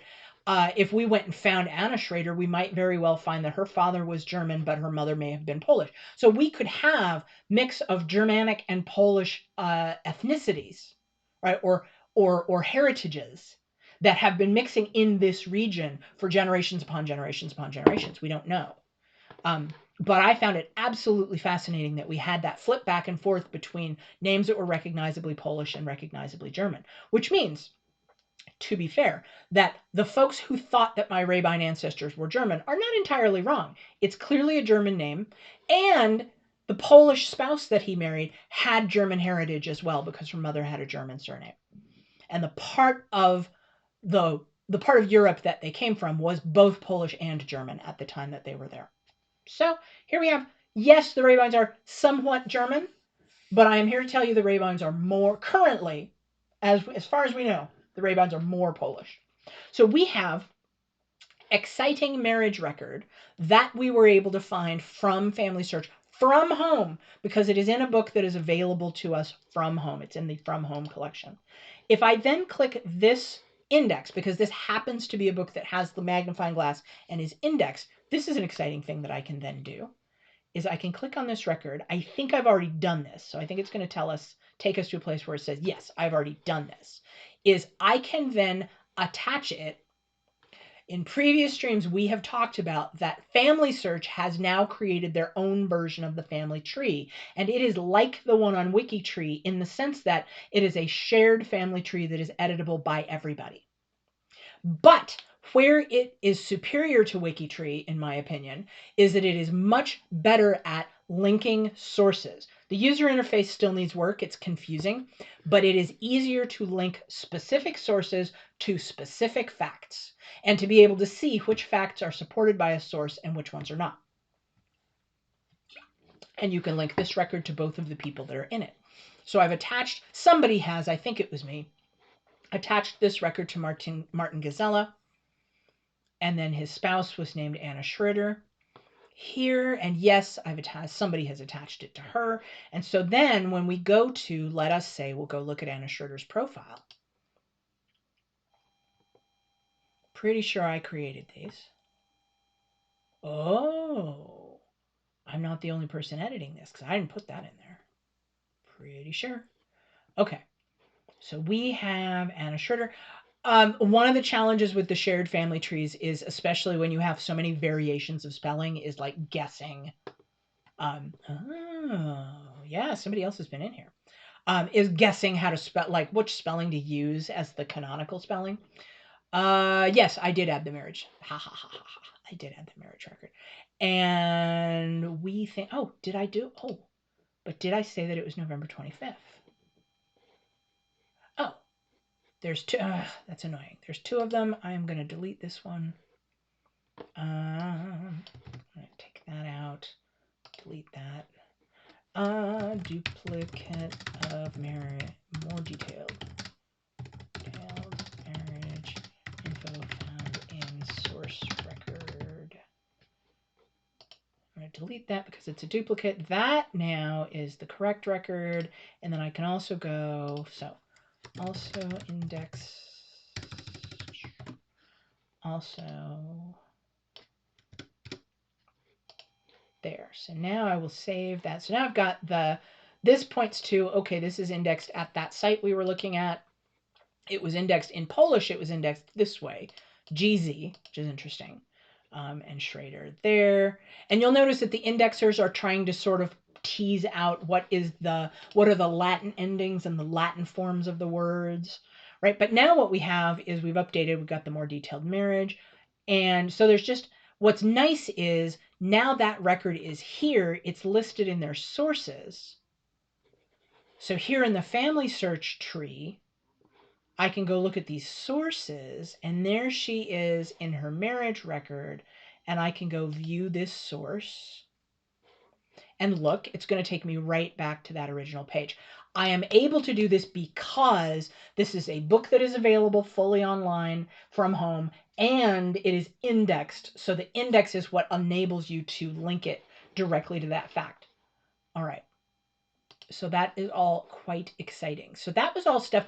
We ain't even gone to the library yet, y'all. Right? We haven't gone there. But let's take a look at, now we'll talk about some of the work I was able to do at the library, because when you go to the Family History Library, I haven't tested this at the affiliate centers, but they've told me it works the same way. When you go to the library, you come to this exact page. I could bookmark this page and come right back to it. And when you're connected to the library's Wi-Fi, these little keys go away.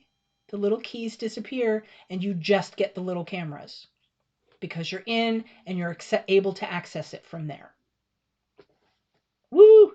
Super exciting. And so then getting into it works exactly the same as what I just showed you with the one that's open, is that I could go into, the one I'm going to want is this one. I write in here, I want this one, it's locked down. But let me go see, oh, let's hang on. I shouldn't have closed that tab. I should be right here. I want to go see what it looks like, because I haven't done this yet. While I was there, here's Mariana. Here's her profile on Family Search. So one of the things that I did while I was at the library was that I tried connecting those sources, including the ones that are locked down. I tried to connect those sources here. And look at all the stuff. Oh, so look at all the stuff I found. Look at all of it. It's so exciting. I found the marriage record. It's right here.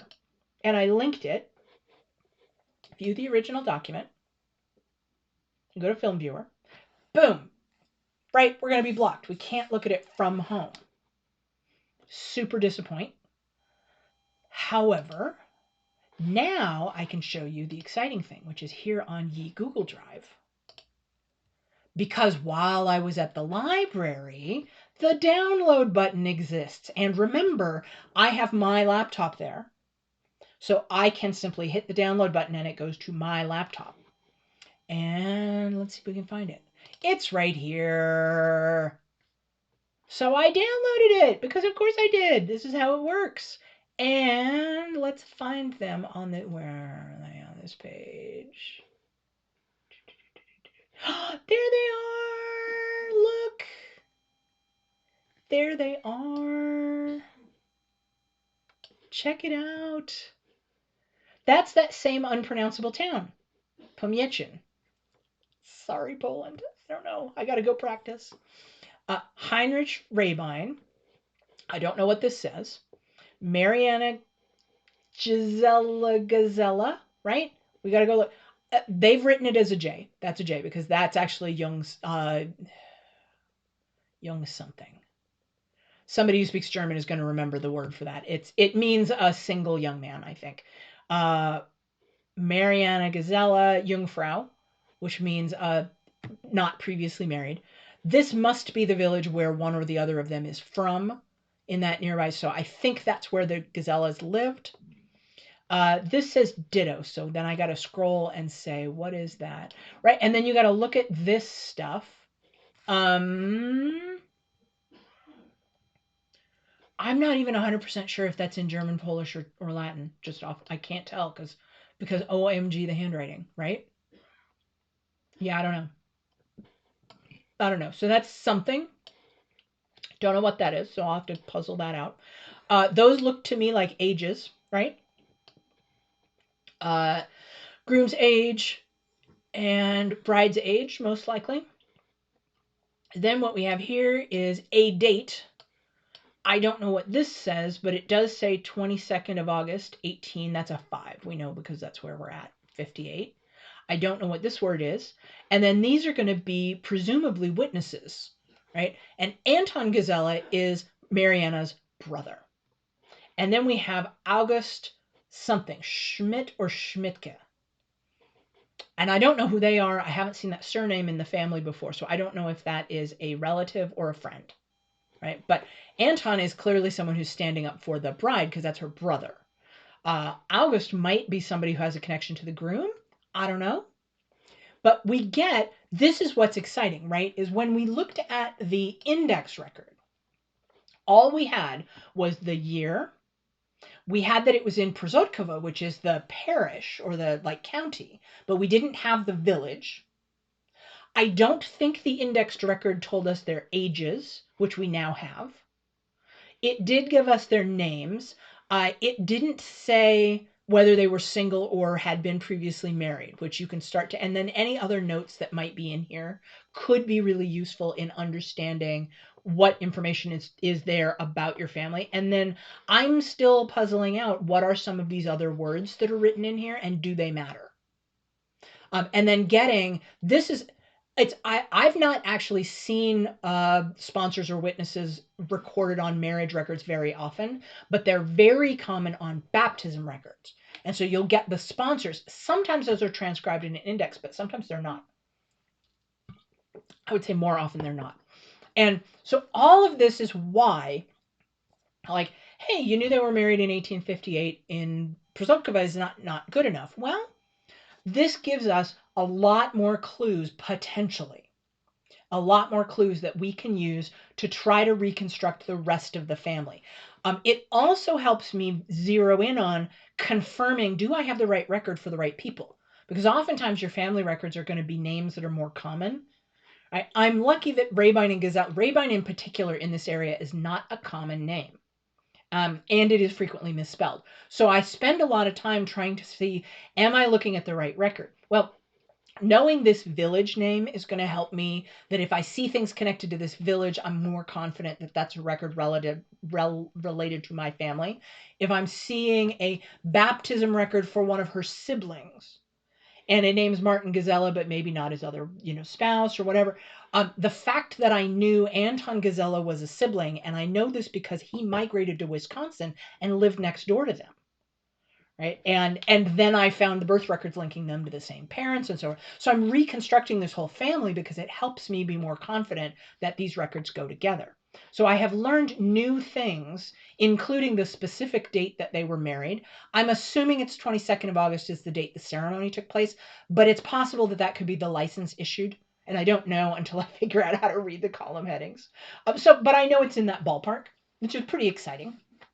And then the other kind of stuff that you can do, it's easier to do with indexes, is you can search through here and look for marriage records of other people with similar names. Right? So tons of stuff we can do. So while I was at the library was the first time that I'd laid eyes on this image of the original marriage record and confirmed a lot of facts about the fact that this name was spelled alternately with a G and a J because it switches in different records. I can answer questions like, is that really how it was spelled, or was it misindexed by the person who transcribed it? Don't know. Well, now I know. Like, I can have an opinion about what letter I think that is based on looking at the whole rest of the page. There's just a ton of stuff I can do because I have this original record. I can go scrolling back and forth while I'm at the library.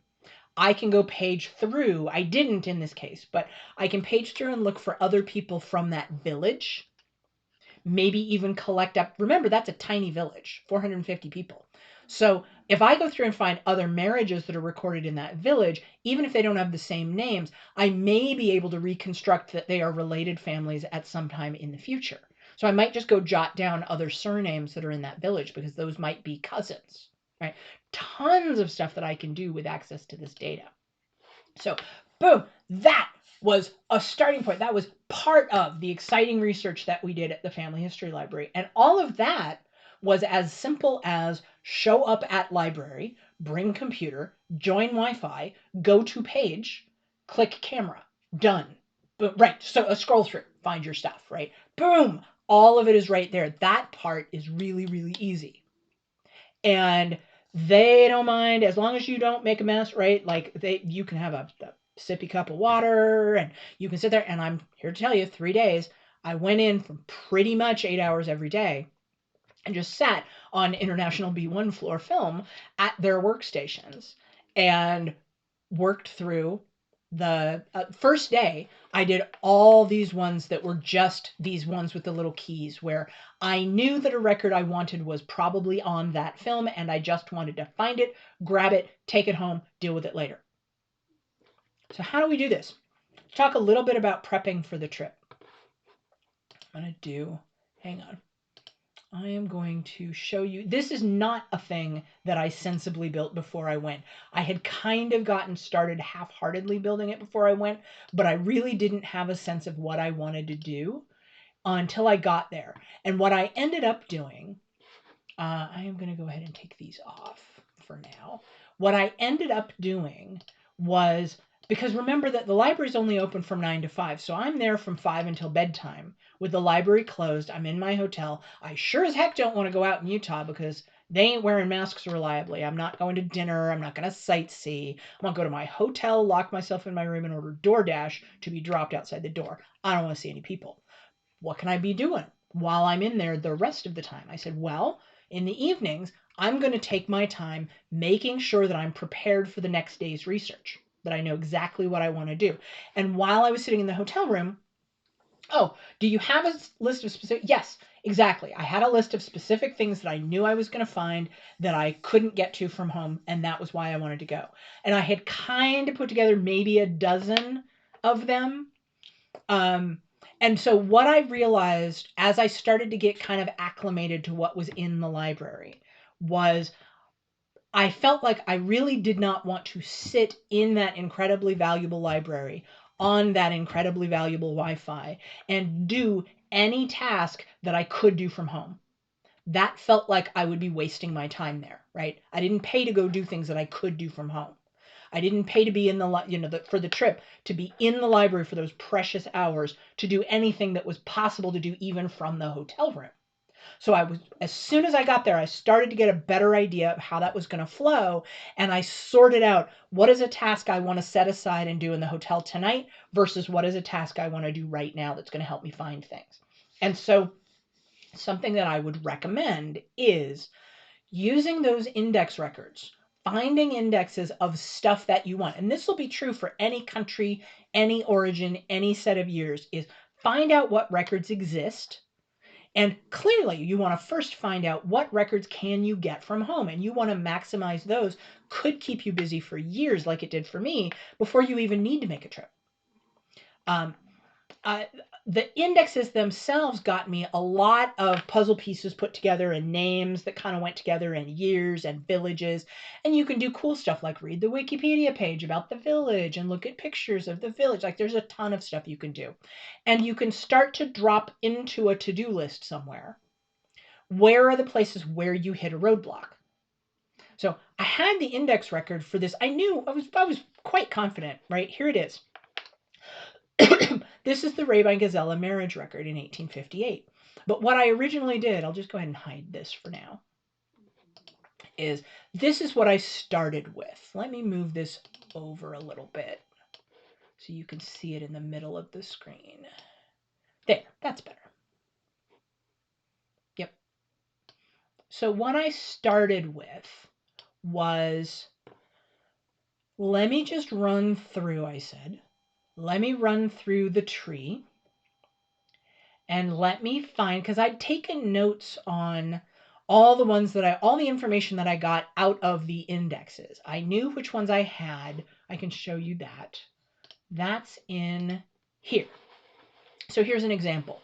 This is my ancestry tree for Martin Gazella. And in each one of the facts in his tree, I have, this one I'll come back to.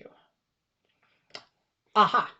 This was actually a find that I made while I was at the library, right? Because I hadn't found it in the index. I had his marriage record and I had his death record that I know came to me from the index. I am sad about the fact that that particular index, the one we were looking at earlier, doesn't allow me to deep link to a specific record, even to the index of that record. The only thing I can do is redo the search and try to find it again, which is why that's what you saw me do. But what I did was that I said, okay, it's indexed here. These are the names that came up in the index, because I realized to redo the search, I needed to be able to get the spellings correct. I didn't want to go spend 2 days trying to find them again like I did the first time. So I knew from him, because I had made these notes for myself, that I had found his marriage record in the index and that I had found his death record in the index. And so we had, did I find the death record? let's go find out. 1875. I didn't. Okay. That's one I didn't get to. So here so we just went through the exercise of finding his marriage record. We can also go to these guys and go marriage record. And so one of the things that I did, both before I went and while I was in the hotel, was that I ran through this tree as quick as I could, and I just grabbed and threw into that spreadsheet anything that said, I've got a christening record for this year for this person. I didn't put the book information in because it didn't help me find it at Family Search. It was just this location, so here's what that looked like in the spreadsheet. Here. So let's say we've got Mariana Gazella. So here's where is it? Rabine Gazella marriage. So I said, here's what the record I'm looking for is the Rabine Gazella marriage. It's a marriage record. This is the year I'm looking, and this is the location that I'm looking. And this is one of the first ones that I found, and I hadn't put the film number in there, but I could, right?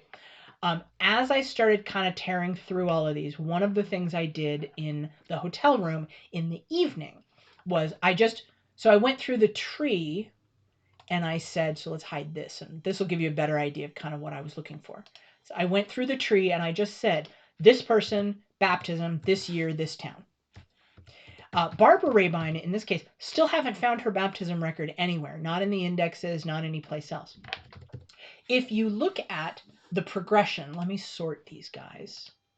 You can actually see, I will filter this down to the Rabines. That's why I added these groups, right? Because I want to be able to zero in on the Rabines.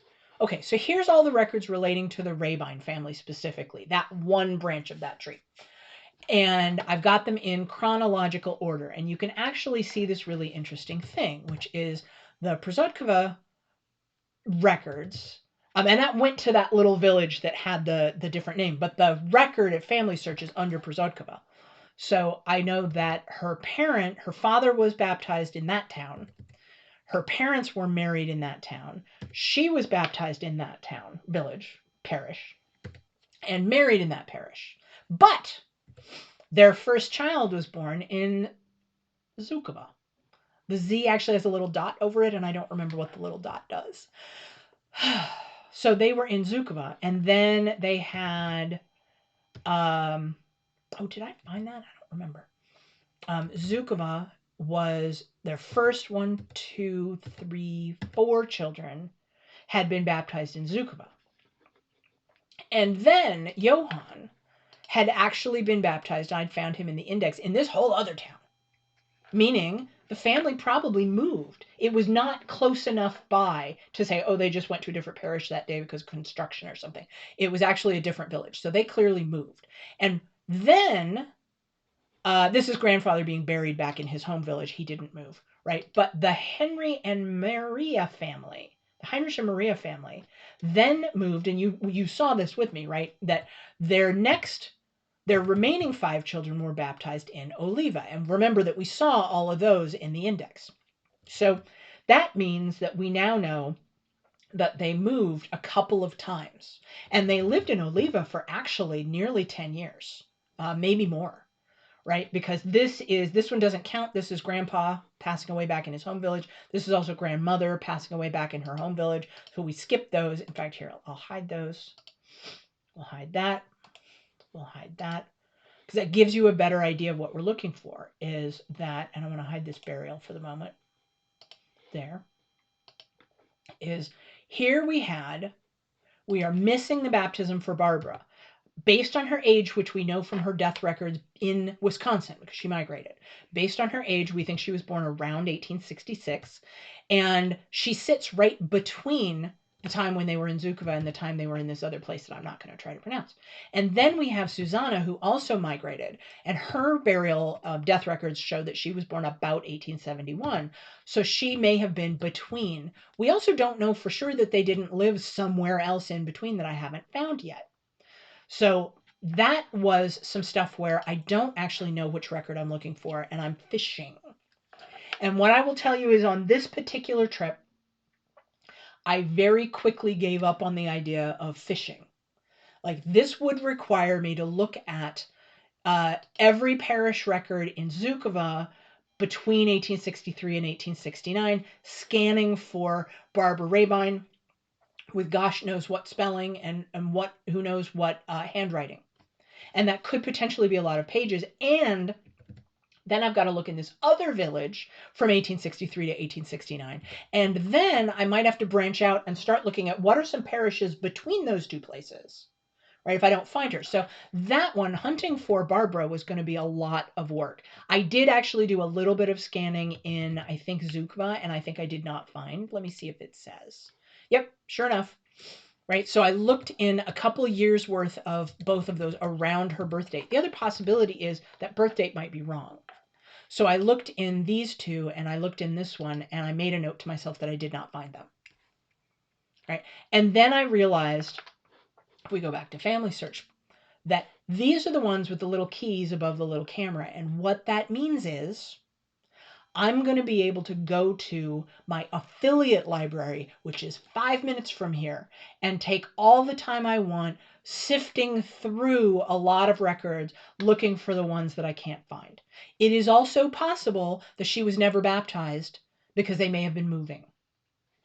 That's a possibility. I think it's more likely, depends. I don't know how devoutly Catholic they were. I don't know how dedicated to baptism they may have been. They may have been moving and just done it on a church along the way. They may have gone back to somebody's home village and done it on a visit.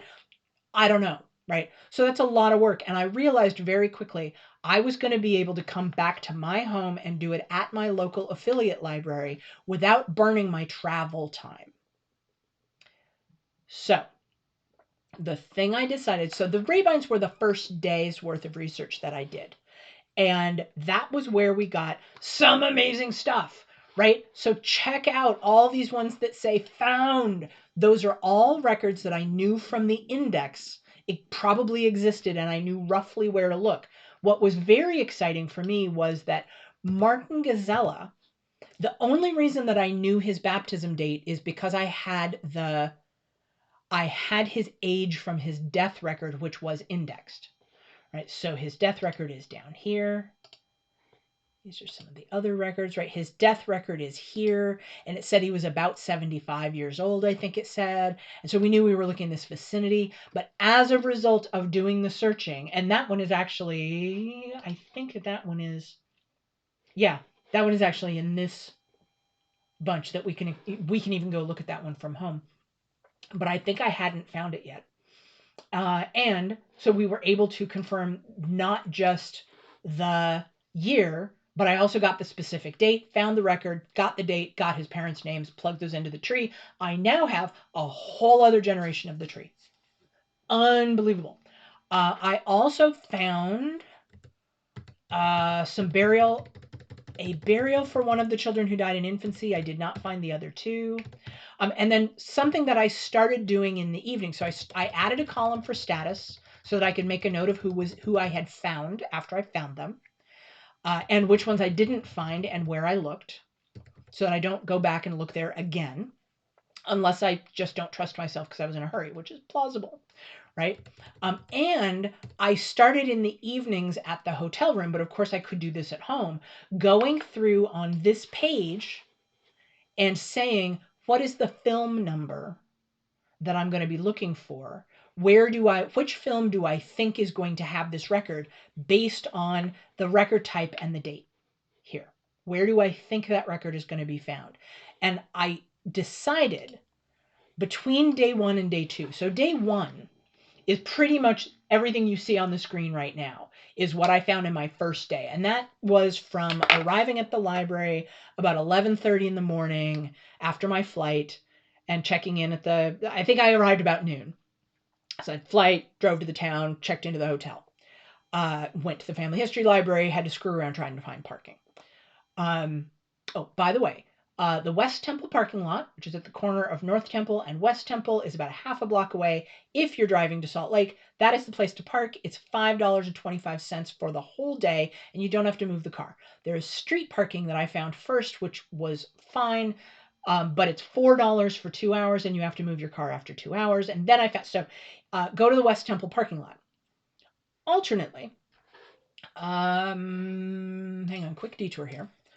Salt Lake. I stayed in a hotel that was a little ways away because I had points there. And so the stay was free. However, because it was too far away for me to walk, they have the little rental scooters and the rental bikes. If you are the sort of person who would be into using a little one of those hourly rental scooters or bikes, the hotel that I stayed at was actually probably within scootering distance. My balance is terrible. I was not in the mood to have a head injury. So I didn't do it. I actually did drive my car a little ways from the hotel. However, this place, the Salt Lake Plaza Hotel, I didn't stay there. There is a reason that this is not a photo of the outside of the hotel. It is ugly. I drove past it and I described it as nightmare fuel. It is old and dated. There it is. It is old and dated. It does not look nice. But pictures of the rooms are, look at that carpet. What are they doing? But they are a lot cheaper than any of the surrounding hotels by a lot. And this is not an exaggeration.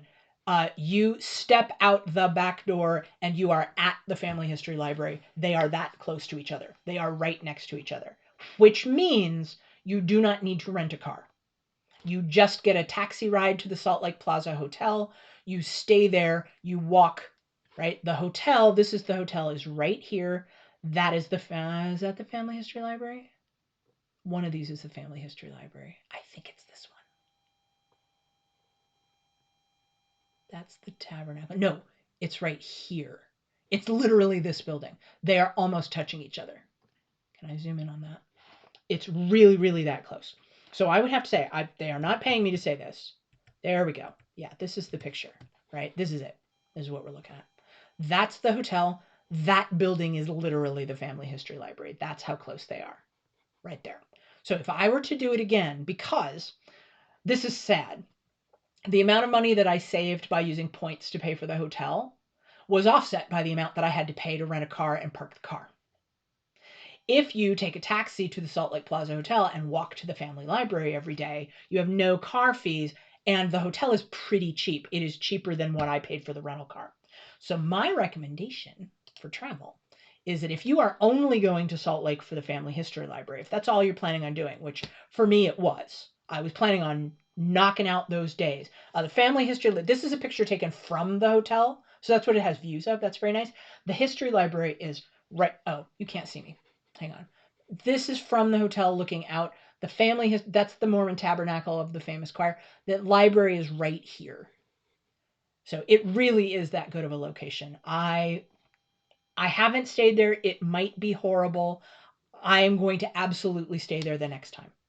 And I don't know. I'll live stream it and let you know. So let me take you through a quick look at one more thing that I did, because remember that I was showing you here on day one, I went in, I spent the whole time looking at the things with the little keys and looking for Rabine records. And you know what? Awesome. I found all of these records, right? That was good news. But let me show you what a difference a little bit of prep makes. Because I also have, hang on, different tree. I'll show you the different tree. Here, we're going to go to my other tree. That would be this one. This is also my mom's side of the tree, but it's her mother's side. Okay, so we're leaving Poland. We left Poland. The Rabines and Lewandowskis we're leaving behind in Poland. We are now shifting to a different part of the tree where the person we care about is actually this guy right here. Boom. This tree is my mom's tree. Let's enlarge that. Yep, here we are. And this guy, I do this thing in my ancestry trees where I mark who the immigrant is by putting a flag of where they came from. And it's nice because it pulls my eye right to it. I can find where the immigrants were. This guy, to us, he was called Henry Fry. And my great-grandfather, his name was Henry Fry Moore because he was named after his grandfather. So he went by in the States. He migrated from a part of Germany to Ohio. And Henry Fry has this whole Fry family. He was originally baptized Gerhard Heinrich Fry with a different, as you can see, a different spelling, back in a part of Germany that was also Prussia, but a different Prussia, because there are many Prussias. And I have the benefit of, this is a family that was previously researched by another researcher. Her name is Gloria Landver Scott, and she is amazing. She's done a ton of this work on and has captured all of where these Frys came from and fairly detailed about their births and baptisms and marriages and names and stuff. Two challenges with her research, and I've actually emailed with her a tiny bit. I do not know whether she is still living. It looks to me like there's another researcher named David Koss who has also picked up. And I ordered his book. I found it on eBay, and I got a copy of it. And I was super sad to find that it doesn't cover my branch of the Frys at all. He's descended from a completely different branch. Didn't have any connection to my family. So the challenge is, the only place to find Gloria Landver Scott's research is this tree on RootsWeb. It doesn't have the original records. It does have a little bit of footnoting that has done a nice job of saying where stuff came from. And if you see something like this, where there's a baptism date and she's put a note in that says who the godparents were, so that tells me something.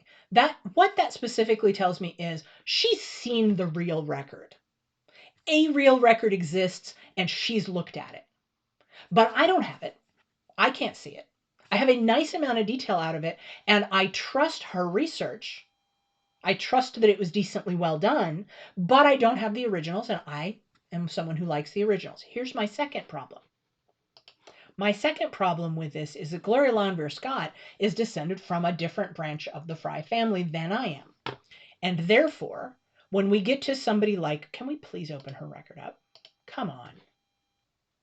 Okay. I got impatient.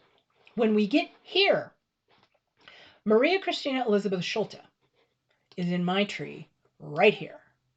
She is my fourth great-grandmother.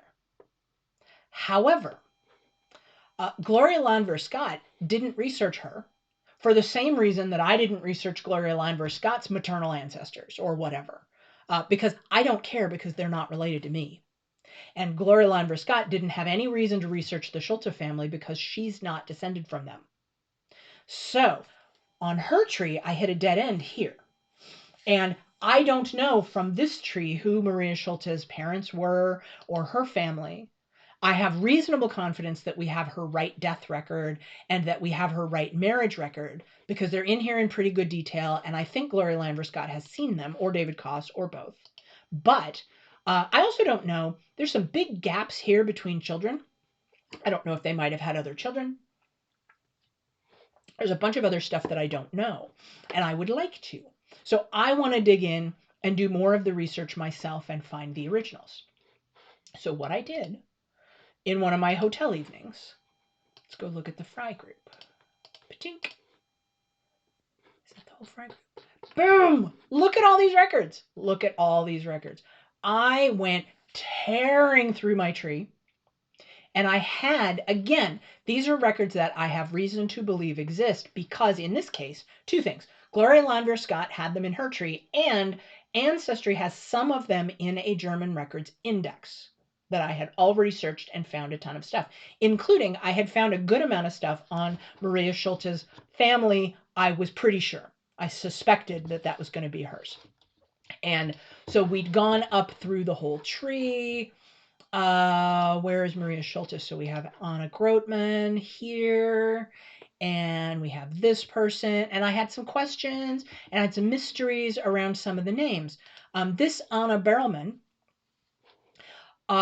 there was an oddball thing in the Ancestry records, right? So here in the Ancestry record, we have a German index record. It has an absolute bare minimum of stuff, but what we noticed was that Anna Berelman is the wife here in this couple. She's married to Everett Grotman. But the first child born to Everett Grotman right after he marries Anna Berelman lists as its mother Elsa Benbuente for some reason. Doesn't say Anna Berlman. And I said, well, what if she was Anna Elseben Buente? What if that was a misprint? What if one of those was handwriting? What is going on there? Who is that person? And it's too close together for them to have been married, right? For it to have been a previous marriage, because he marries Anna Berlman, 1749. And then he has this child, Margareta Grootman, with Elizabeth Elseben Buente or Bunte. Would it be Bunten? Sorry, trying to do German pronunciation. In 1750. That's way too close together, right? For that, that's not a previous marriage that squeaked in there. But, so I originally had in this record, I don't even know which one is her proper last name. Either one of them could be wrong. What I learned was even juicier than that. If we go to the Fries here and check this out. Look at all these that I got. Oh yeah, it just keeps going. Look at all these records. I've not even begun to go through all these records. Holy cow, right? They're so good. And let me see if I can find her. Where is her burial? This was good. Burial 1760. Let's find that. That's in here. I put the dates as the first thing in the file name because then I can scan them and I can find them quickly. I think that must be this. Holy cow, that handwriting. Please shoot me. Oh, it's so terrible. Where are they? Look at the little pencil. Look at a little bit of pencil markings. Look at them. Little pencil markings. They're pulling your eye to the surnames. And when did we say she was buried? 21st of March. So let's scan for March. That's February, January. That's February, March, 21st of March. There she is. There she is. There she is. Oh, it's so terrible, the handwriting. Oh, it just hurts my eyes. But look, 21st of March. We have, and I had, yeah, we have, this is saying 21st. That's basically like ditto marks, right? So up above that is March. This is ditto. 21st of the same day, of the same week. Yeah, I don't know what that says. That looks like that says young. Grootman. I bet you that's Frau, FR. I bet. Frau Elizabeth Berlman. That was her maiden name. Age, age 33. And then some other stuff that I can't read. So that's her burial record. And so what that confirms for me is that Berlman was her surname. And I found their marriage, 1749. Let's take a look at that. Ding, ding, ding. Stroutman Berlman, right here. Because one of my questions was, what's up with that index? Maybe the handwriting was just really bad, right? Maybe it did say Bunten, right? But it doesn't because it's right here. So here we have, I'm not sure what that date is, and that's okay. Johann Evert Grootman. We know this is the right guy because it links back to a bunch of the baptisms and stuff. So that's that guy. Und Anna Elisabeth Berlmans. That's an S at the end. That's just a German noun form. Nothing to worry about there. So the root name is Berlman. And it's one of them is spelled E-L and the other one is spelled L-E. I don't care. That's a reasonable variation. Sadly, we don't have anything else here. So you wish for the record that would name her parents and his parents. You wish that it would give the ages. It doesn't. It gives us nothing. But what it does give us is her name ain't Bunten. It just isn't. It's Berlman. That's very clear. Maybe they wrote it wrong. We can't rule that out, that they wrote it very clearly, but it was wrong. However, then the other interesting puzzling thing that I've still not quite figured out is this. Remember I said their first child born 1750? Here. This is one where eagle-eyed readers and speakers of German are going to see this, and I'm not because I can't read it yet. But look here. This says a bunch of words, and I don't yet know what it says. I'm going to need somebody who speaks and reads old German script to really be able to dig in and tell me what is up with this. But You can see that this is 15th of May. In this case, the block for the baptism, the way they wrote it is that the child's name is the last thing. It says, these parents came to the church and sponsored by this person, and this thing happened, and they baptized a child, and its name was, and that's the end of the block. So the way they've written it, you can see that with all the other ones, is that the name of the child is at the end of the block.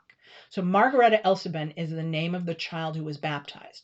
We do see in the middle of this block Everett Groteman. And we see at the very beginning this name, Elseben Bunten. And then we see a bunch of words that I can't read.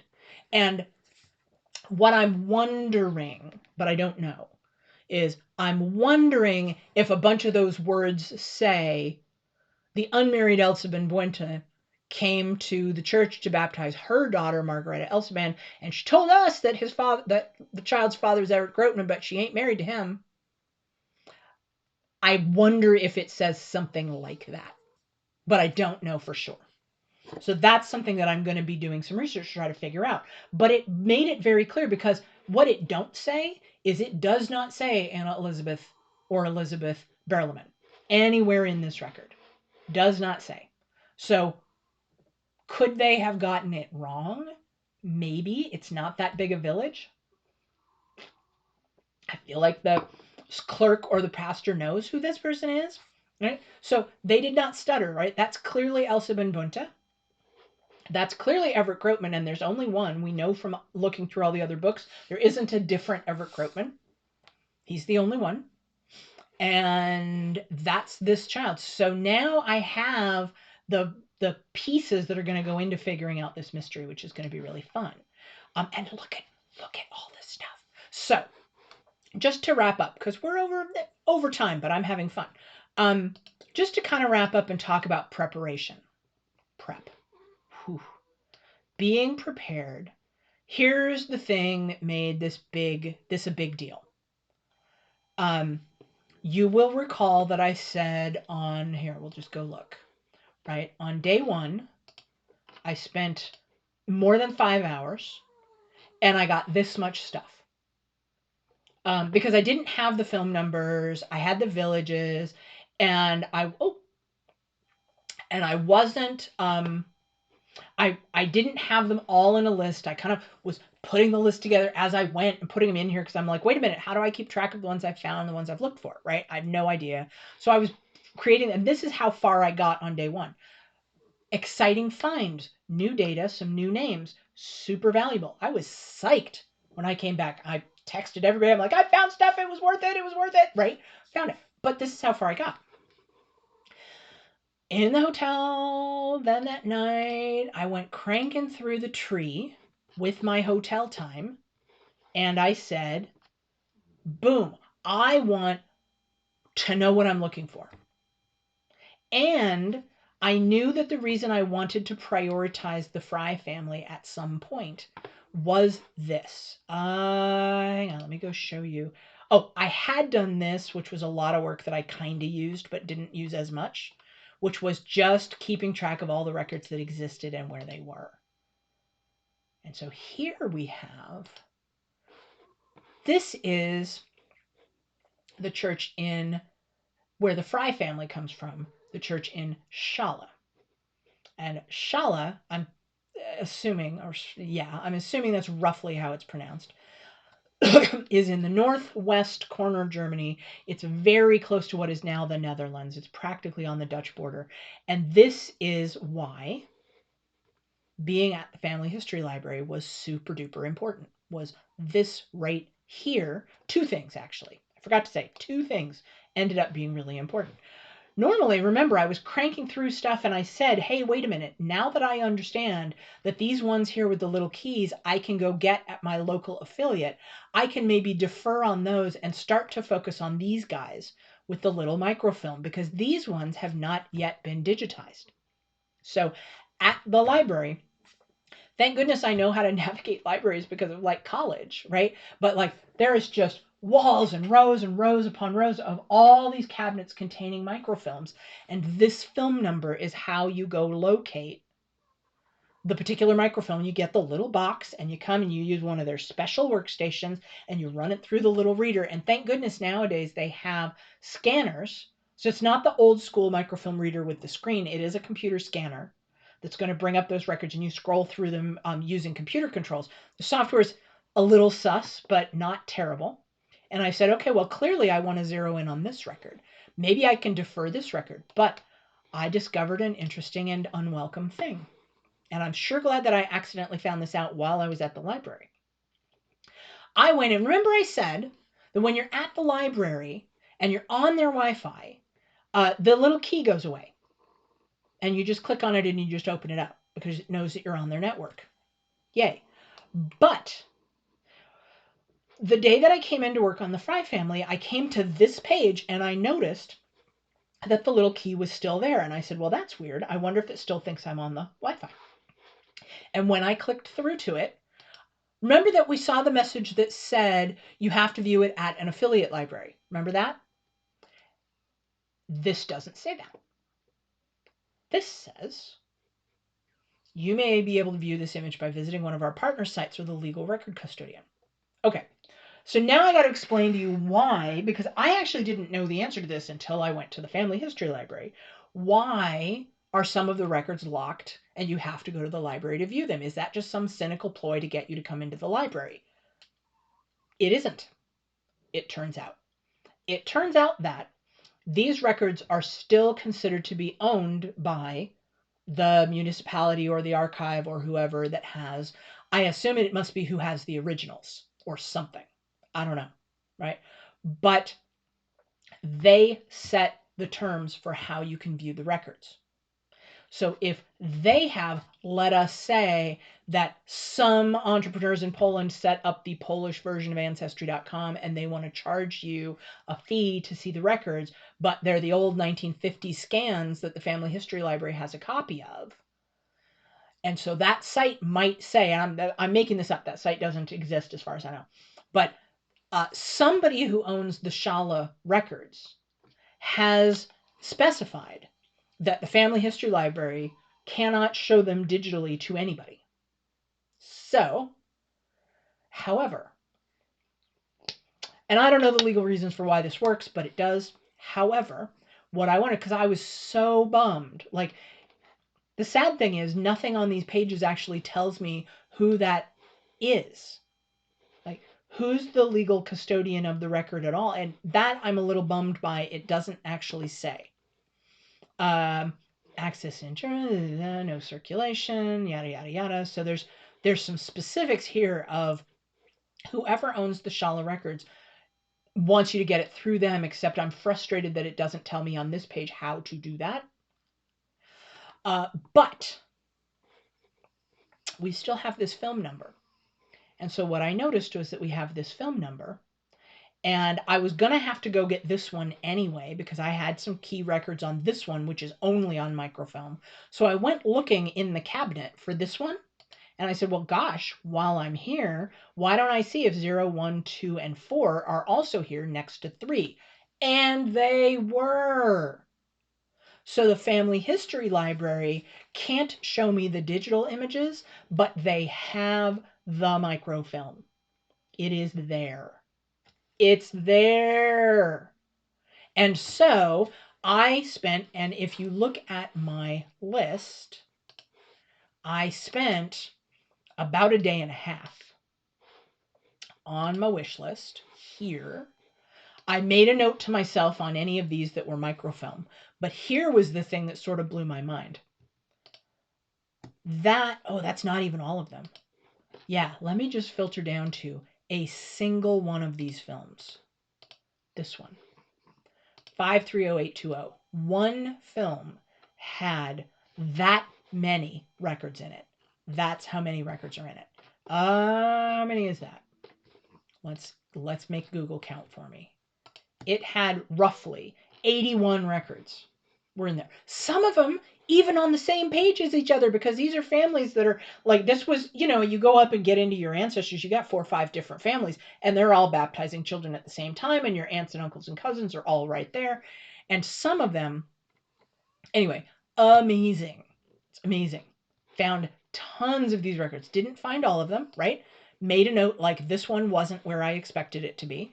That's because for this one, when I went to the original Gloria Landver Scott's tree, this is an estimated age. It's not actually saying we found her baptism because we didn't. We ain't found it. We may be off by some number of years. And so I didn't fish for this because I was cranking through. Microfilm is a lot slower. Certainly none of it is indexed, but I'm also just scanning through, and I'm sorry, but I had to deal with some handwriting like this, y'all. Oh, look, there he is, Lambert Heinrich Fry. Oh, yeah, baptizing their daughter, Anna Elsabine. See, you can read that stuff. But some of it is really hard to read, and because it's not marked very cleanly with, you have to really be paying attention as you scroll through when the years change, but also when it changes from one type of record to another. Am I looking at marriages right now? Am I looking at marriages and deaths can be hard to tell apart because they'll say so-and-so died who was the spouse of so-and-so. So if you're just zipping through, they kind of look like marriage records because they have the names of both spouses. So that can be difficult. But I decided what I wanted to do with my time was crank through and get as many records just captured as I could, and then come home and read them and sort them out and try to understand what they say and what I'm learning from them. And as I was flying through all these records, I did make a number of interesting discoveries, confirmed some maiden names, just in the quick glances of stuff. And I tried to kind of capture that in some of the notes that I took here. Like here's a new daughter that was not on the original lists, and some other stuff. Like it was very exciting to just be tearing through all of that stuff. But because I was in the physical library, I was able to scan all of this microfilm, and it was very exciting. These ones are sad because the pages are actually missing from the book. They just aren't in the film. And what I found when I went back to my sources was these are records that we have from the civil registry in the county seat. It's a different book, and Family Search doesn't have it. So I'm going to have to go try to figure out who does have that book and where can we find that. And also we have these estimated dates because these two migrated and we know their death dates and we know their ages at death, et cetera, et cetera. So a number of things that were not found on those pages that I'll have to go look for other sources to see if I can find out. But so for all of that, wrapping up with some recommendations. A couple things. One, money saving if you're going to physically go to the library is the Salt Lake Plaza Hotel, probably. If it's scary, come back and let me know, and I'll stop recommending it. I'm going to try it the next time I go. I'll let you know. 2, look first in the Family Search catalog and figure out what you can see. Here we go. With just the little camera. Do the heck out of those. The other benefit that you will get from doing something like this online before you go is that it will help you get tuned to how to navigate these films and navigate these books, right? Because when you go to look at the ones with the camera with the little key, the experience is going to be exactly the same as this. You will be searching through, flipping through these scans of these pages of theirs using this same interface. When you get to the films, imagine all of these being in a line on the film and you're scrolling through them and you're looking for things like these headings, the beginning and end dates, right? Or that beginning and end slides that are going to tell you when you've switched from one book to another. Or from one section to another, and you want to be looking at these title pages to tell you what you're looking at, right? That's going to be very helpful when you start scanning microfilm because you're going to look for things like this to tell you when you've switched from one book to another, and the type of record may have changed or the years may have changed, and you want to check which one am I looking at? Am I still in the place that I think my ancestors' records are? So doing that stuff before you go, using an affiliate library that is closer to you and probably free, right? Or the library itself is free, probably closer and freer for you to go there. now I know, which I didn't know before, to pay attention to the restriction notice. Is it going to tell me that this thing's available at an affiliate library, or is it going to tell me that it is also not available at an affiliate library? If it's not available at the affiliate library, that's going to go on my list of things that I need to go and see the physical microfilm, which is here, right? This one, I didn't know that until I got there, but when I figured it out on day 2, I said, oh, holy cow, I need to hit those microfilms, because even though this little key is there, I won't be able to do those ones from home. I would have otherwise skipped them. For my first trip, I prioritized locating the originals of records that I already knew existed, because I'd already found them in indexes in other places. Index on Ancestry, index on Polish websites. So I knew, and from other people's research, but other people's research that looked good, that looked promising, right? So I knew where to go look. That was really cranking out just nothing but, like I said, crazy copying and downloading of images so that I can go through them later. Very different vibe if you're going to go and actually be trying to discover new things, right? So for me, if I'm doing the scanning through, looking for affiliated families, looking for other children of the same family in records that are not indexed, if it's anything where I'm going to have to scan a lot of handwriting to try to find stuff and I may miss it, I want to take my time doing that. And I want to do as much of that as I can, either from home or from an affiliate library, because it's going to save me money and time, right? I can go do, if it turns out to be true that I can park outside the affiliate library and use their Wi-Fi, I don't know yet if that's true, but if it is true, that means I can go when they're closed. I'm not even limited by their opening hours. So it starts to make it a lot more flexible when I can do the research. It's not 9 to 5, Monday to Friday. It can be on my time. So I want to make sure that I do as many of those things as I can do without needing to make the trip as I can. Then when I start to run into those records like this little friend who has the microfilm on it, I want to make a note not just of this microfilm, but I want to make a note of what all records am I looking for in that film. Because when I'm scanning a film, it's more time consuming. And I want to know, what years am I looking for? What people am I looking for? 530820 was a jackpot. Remember, there were 81 records in there, which means I spent a lot of time in that film, and I'm pretty sure I missed a few, right? I'm pretty sure that there's a couple branches of the family that I forgot to put in the spreadsheet, and I'm going to find them, and I'm going to be kicking myself when I get there. But let's say, for example, 023 right here, this little guy, I knew that I was looking for. I actually went, that one is one I had to mount on the scanner twice, because I knew I was looking for this guy. That's my 5th great grandfather. I knew I was looking for his burial record. I did too find that. I thought I found that one. I had to go back into the same tape when I found that there was a marriage record for a distant cousin that I also wanted. And I came back around to it. If I had known, I could have saved a little time of mounting and unmounting and scrolling by just looking for both of them in the same go. So having something like a list that says, like, you can start to piece together, okay, let's just figure out who the people are. What records am I looking for and where? What I'm going to do in the off time is I'm going to go back through and consolidate.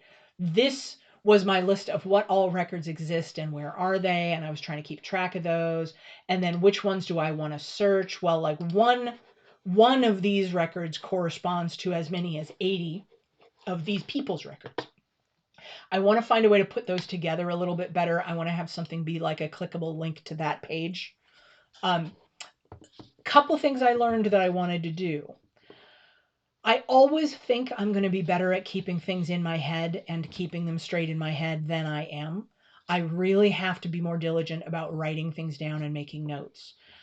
Something that I thought was that I was going to be able to remember which ones of these were my direct ancestors and which ones were aunts, uncles, and cousins. Because direct ancestors is going to be a higher priority for me to research if I'm limited on time than aunts, uncles, and cousins, unless I'm specifically trying to solve a question about a direct ancestor. I didn't make a note in here of which ones were which, and I found myself not knowing, is this one my ancestor or is it a cousin? Is this an ancestor or is this a cousin? Is this an ancestor or a cousin? And so what I wished I had done, and I'm going to go show you how to do it now, simple. These are my ancestors. I'm going to capitalize their names. That's it. That's all I got to do. I do this in my ancestry trees. You've seen me do it in my ancestry trees because when I'm looking at a list of people and they all have the same surnames, see, so down here, Schultz Grossman, I do happen to know some of them. Rotman, that one's a direct ancestor. That one's a direct ancestor. I sometimes forgot to keep track of women's married names. So I would be looking for a burial for Schulte when she was actually buried as Fry because that's her married name, right? That wasted a little bit of time. And this is one who's a direct ancestor. And I would forget which ones were whose married names. And I would forget, why is this surname in my tree? Where do they connect in? And so if I were a little more diligent about keeping track of which ones were cousins, uncles, which ones are, here you are. So she's a direct ancestor. We just looked at her. And that's her married name that she was buried under, right? And didn't help because she's not, because I found that page and she ain't on it. But that would have, what I found was, so on Thursday of this week, I had a flight home scheduled to depart at, what was the flight time? 5:45 p.m. was my flight departure. Airport in Salt Lake is super close to town. It's like 15 minutes if there's no traffic, and there wasn't any traffic. So it's super duper close. If you're doing a taxi or a ride share, it should be very quick to get there. If you're driving, very quick to get there. So I set an alarm to buzz my watch to tell me when it was time to get up from the desk and walk to the car and drive to the airport. And I had everything packed, right? And so I was frantically trying to get the last couple of films and get them imaged before I had to go catch my flight to get home. And as I started to run out of time and I had like 2 whole films that I hadn't even mounted on the scanner yet, and I was like, I've got an hour, I've got half an hour, I've only got this amount of time. I started, you'll see some gaps here. That may be why I don't have this record actually. But up here, there's a gap because I looked and I said, that is a cousin. I don't need that record.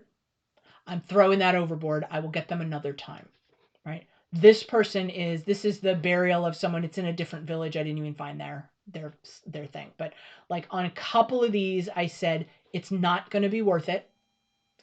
I need to make sure that I'm prioritizing. Have I hit all the ones that are in my direct line? Have I gotten the records that are going to be the most valuable to me in answering questions about my tree? Can I zero in on those very quickly? And my problem was that I wasn't super able to do that. I kind of took some guesses, but I wasn't able to quickly scan this list and say, who's the most important? Who's going to be the most valuable to look at? I could even add a column that would say like priority 1, priority 5, something like that, because I like spreadsheets. That's what I do. I was able to figure out I want to prioritize microfilm, right? Like, great. But I did leave with a lot of wonderful extra things that I want to go scan for. You'll see here there's a ton of other villages that relate to, in Poland, that relate to the Rabines and the Lewandowskis that I'm going to go back someday and go look at. A lot of those are available at the affiliate library. So sorry, the piece of advice, the hotel stay, maximizing your time, really have an idea of what all records you are interested in and really sort out which ones can you look at home, at an affiliate library, at the family history library, only, and which ones are microfilm. And the ones that are physically microfilm or fiche or a physical copy of a book, which they have a bunch of, anything like that that is a physical asset that is at the library should be your top priority. And then when you go to the library, make sure that you have those top priority things listed in some way that is going to help you find them when you get there to make the most out of your time while you're there, if that's the type of research that you're doing. The other thing that's super cool, I should mention, I downloaded a bunch of stuff with the intention of coming home and having people help me decipher it. There are dozens and dozens of volunteers at the Family History Library who speak other languages and who can help you read the records. There was a sweet, wonderful, wonderful volunteer from Poland who would have, as soon as I found the records I was looking at for the Rabines, she said, I can't help you with those. Those are in German. I don't speak German. If you find any in Russian, let me know. So she spoke Polish and Russian, but she didn't speak German. And so the records that I was looking at on that day, she couldn't help me read because she didn't speak German. But she said, I can find you a volunteer who speaks German. And I said, I know enough German that I think I can do it myself. But that is a thing that they offer. I also do it through Wikitree because you can do those by posting a message and people will say, send me the image and I'll tell you what it says. So I know that I can do the translations from home and I didn't bother doing them at the library. However, wonderful humans at the library take advantage, right? That's something that's absolutely great that you can do.